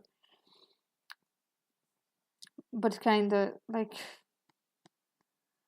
the stories in her run kind of didn't keep me interested enough, and I really tried to watch them, but kind of not my cup of tea. I'm really happy for the people who actually enjoyed them. Like, I wish to bring back my Doctor Who excitement.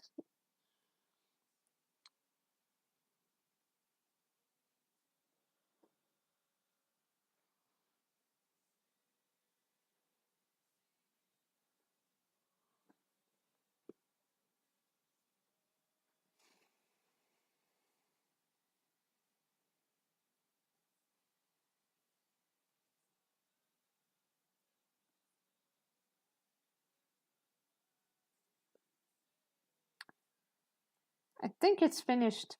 Uh, I think it is finished.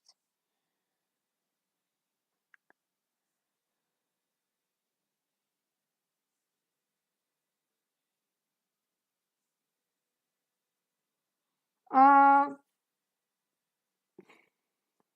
as far as I know, UK still gives visas to Russian citizens. But the thing is that it's really hard to get. I'm not in Russia currently at the moment. Uh, but the trouble is the fact that I'm not in Russia at the moment depends on my work. Like my work basically got me to another country, and at the moment everything is not super stable at my work, and I'm kind of really stressed because like I can get fired like randomly, and I'll probably have to go back to Russia. And from Russia, it's really hard to get anywhere from Russia. Like the tickets cost like some absolutely insane amount. Like I've been visiting my family this year, and I paid like some insane amount of money to get in and out. And I'm sure like there are no direct flights to UK now, and like even though you can get a visa, it will take a really long amount of time and uh, a lot of effort, and probably like the flight itself would be really tricky to get. So like if I knew I would be staying here where I currently am for like the next year, yeah, I could have applied for a UK visa and maybe even get it, even though it's tricky because like UK visa, as far as I know, it's one of the trickiest to get because it requires it's I think like UK visa, American visa, and Australian visa are like considered one of the toughest to get. Uh, and like again, like maybe they won't deny it because of my citizenship, but there is always a chance that the new Sunshine Pack will unleash, and it will be like, oh, we are not uh, issuing any more visas for my citizenship or stuff like that, which is probably less likely with the UK, more likely with the United Union, but it's still a possibility that you'll try to do something and it will will absolutely not go as planned. Like for the past 2 years, I don't have like I don't think I can plan super far ahead because each time that I start to having plans, they get you know declined basically. Um, yes, that's a bit rough. Like if I could if I knew that I'll be here for a prolonged period of time, I would be I would be pretty, optimistic about getting a visa. But I'm also like, well, it couldn't work. Maybe yes, maybe not. But like, I also have a friend who applied for a UK visa but got denied for like the weirdest um, reason possible. Like, they read that she had like 1,000 times less money on her account because they just misread her bank statement, and they denied her the visa because like she wouldn't be able to afford to get for a week in the UK, and it was absolutely their mess up. But they were like, "Oh, it doesn't matter. We just can't read, so we'll deny you the visa." And like each application, it costs money, and I think UK visa is pretty expensive. I'm not sure. I haven't checked, but like, uh, that's probably really messed up. Like, it takes a lot of time, and someone can misread your application, and like as far as I know, you can't even be like, "Hey guys, you misread it." Um, but maybe I will. I really hope to see Hadestown, and um, like at least now it's on West End, or it will be in West End, I think, starting from February or stuff like that. And uh, like I would really like to see Hadestown, and West End is much closer to me than Broadway. But yeah, the visa is a trouble.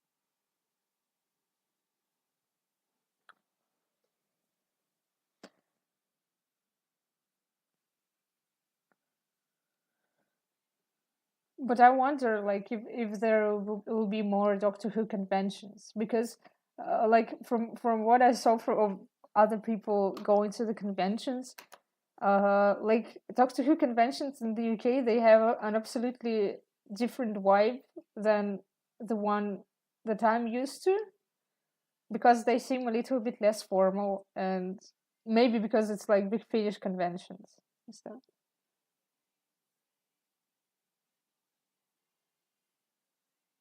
Oh, yeah, it's like I know, and I also remember that they had like um, a fast visa and a slow visa. Like basically, I think the one that is fast you can get it after a month, and the slow one can take like 3 months or so to approve. Uh, and the price is considered because like when you're applying for a visa, they don't give you the money back if they deny you. Um,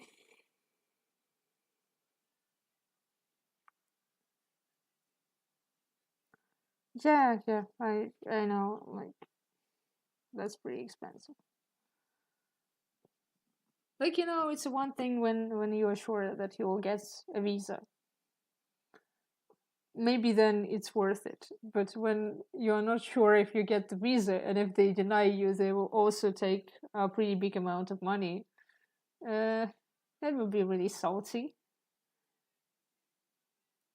I saw my friends going to the convention, and it seemed really cool. And they would hang out with big Finnish people and just have so much fun cosplaying some niche characters. That I thought, like, if I were in the UK, I would like to go to a convention and to meet a couple of my friends there. But yeah, I think we should all go to to the UK and meet up with a big Narvin fan club. uh, or just Gallifrey fan club in general.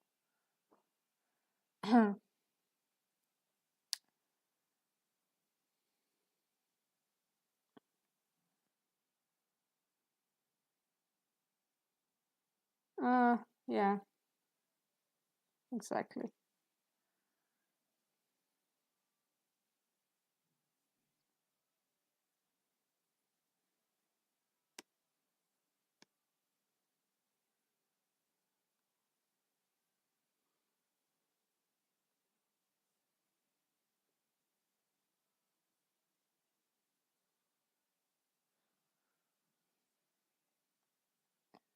Narvinet's meeting for real.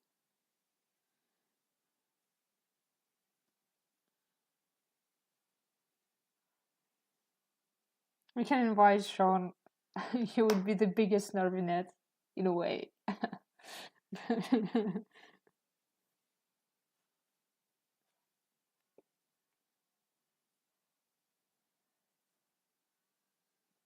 But honestly, it is so wholesome that Narvin is such a universally loved character, and he's not even like he never appeared on screen.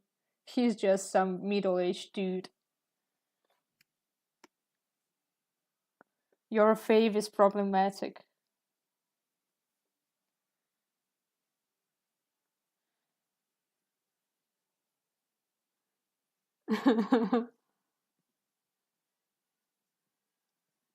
Look, I would go to that convention. I would absolutely. I would be one of the people in the Narvin outfit.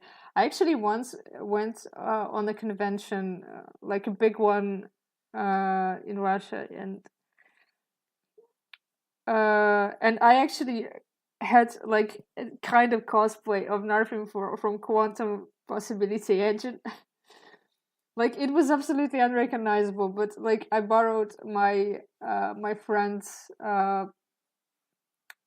like chemistry coat. I'm not sure how you call it. And I was you know having a vibe.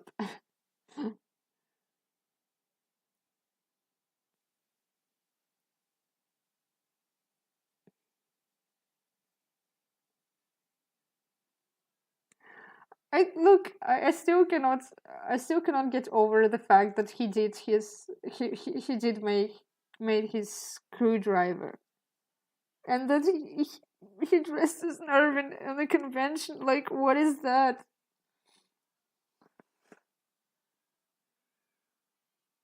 He really said, I will give those Narvinets all they like, all they want.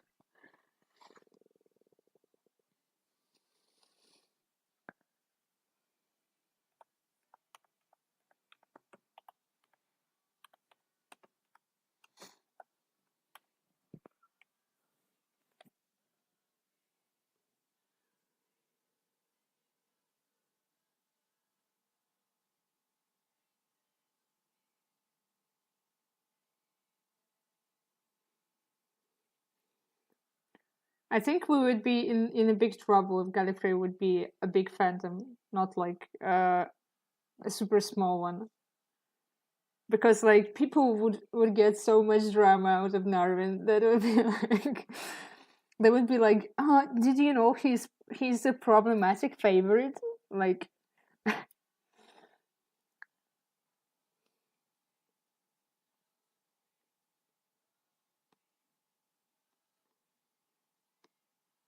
he might be your problematic favorite, but he's my blurbo.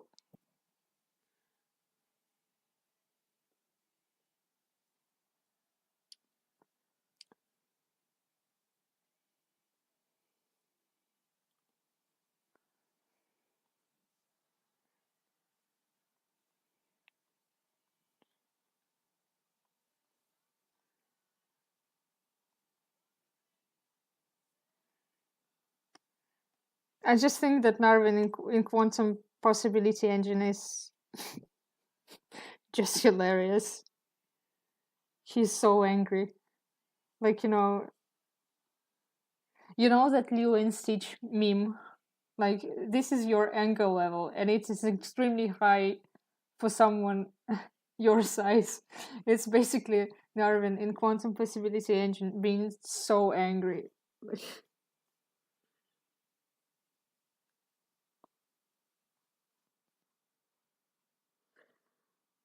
I actually would. I would really love to see Narvin crossing paths with Doctor and like and Leela, and that would be like after Series 6 Narvin, and and like Doctor would be like, that bitch, that's, I hate him, and Leela is like, he's my bestie. Like, why? I just find it very funny because like uh I feel like if during the war room they would meet with the Doctor, and like Doctor would be like, Leo, get away from that guy. Let's hit him with a stick.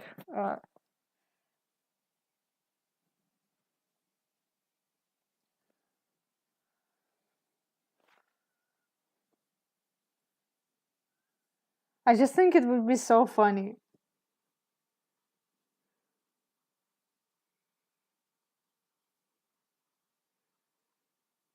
Because Leo would be like, yes, he's a trash, but he's my trash. Like, you don't know. Like, a lot of things have happened since the last time you saw him.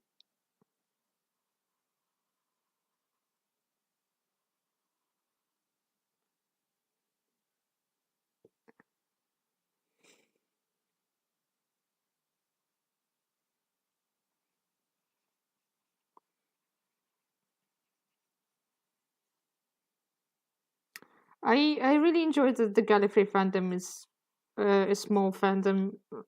Like, it has some drawbacks, but in general, I feel it's really hard for me to be in big fandoms. I don't know, because maybe like when the fandom is big, it's super aggressive and super competitive in a way that like whatever you draw or whatever you create, there is always somebody who is cooler than you and who like will get all the attention. Like, even though like it's well deserved, and but it's somehow like a little bit upsetting. And also, like any creative idea that you have is probably already been used by other people because there are more people.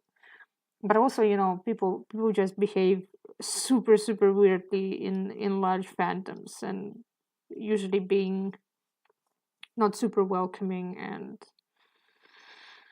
that stuff. So I really enjoyed the Gallifrey fandom for being like just a small group of weird people just discussing the blow and having fun. Although I remember there was like a big, I don't know, fandom discourse at some point. But I honestly don't understand where it came from. Hmm.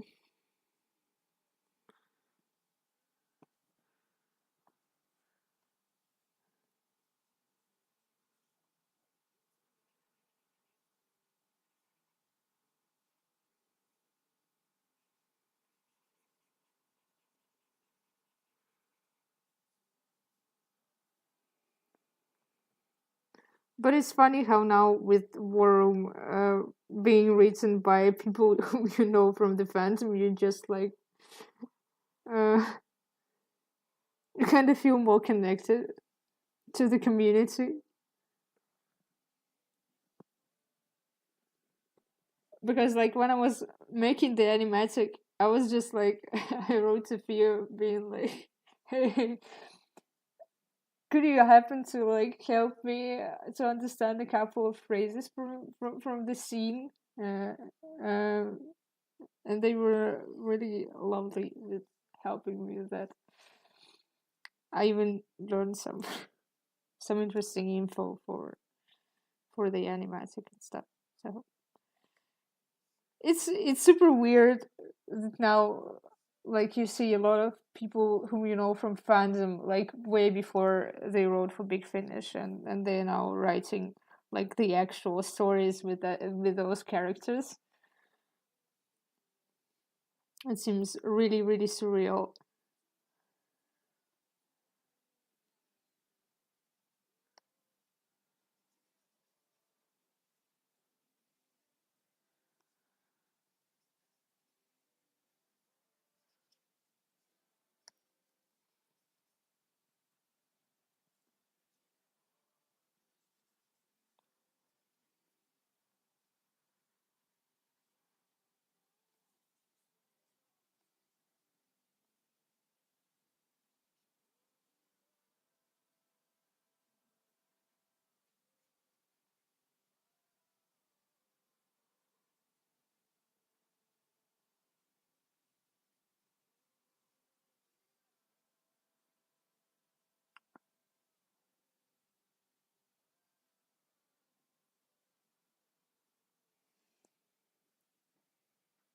I also feel like when the fandom is super big, I cannot stay there super long.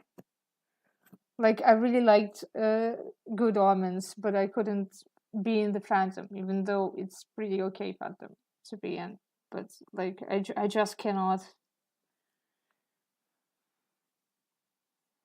But in small fandoms like Gallifrey or Hadestown, I feel pretty comfortable because, like, most of those people either way, and you'd be like, oh yeah, that's my friend. They have good drawings. I really like them. Or like, this person has an interesting alternative universe stuff. Or this person wrote this Leo and Arvin iconic fic.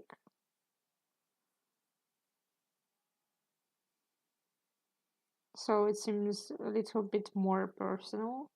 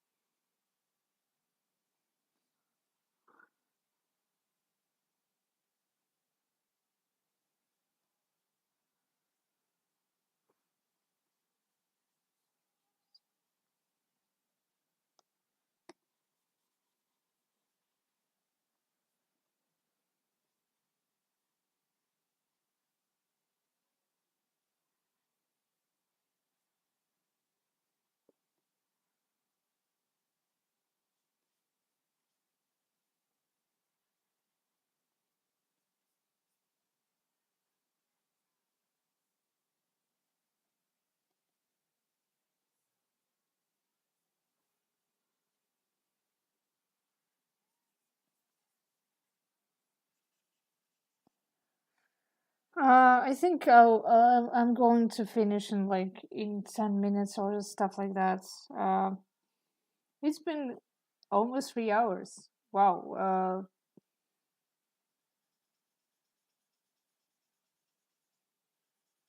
It was really nice to talk about Gallifrey and stuff.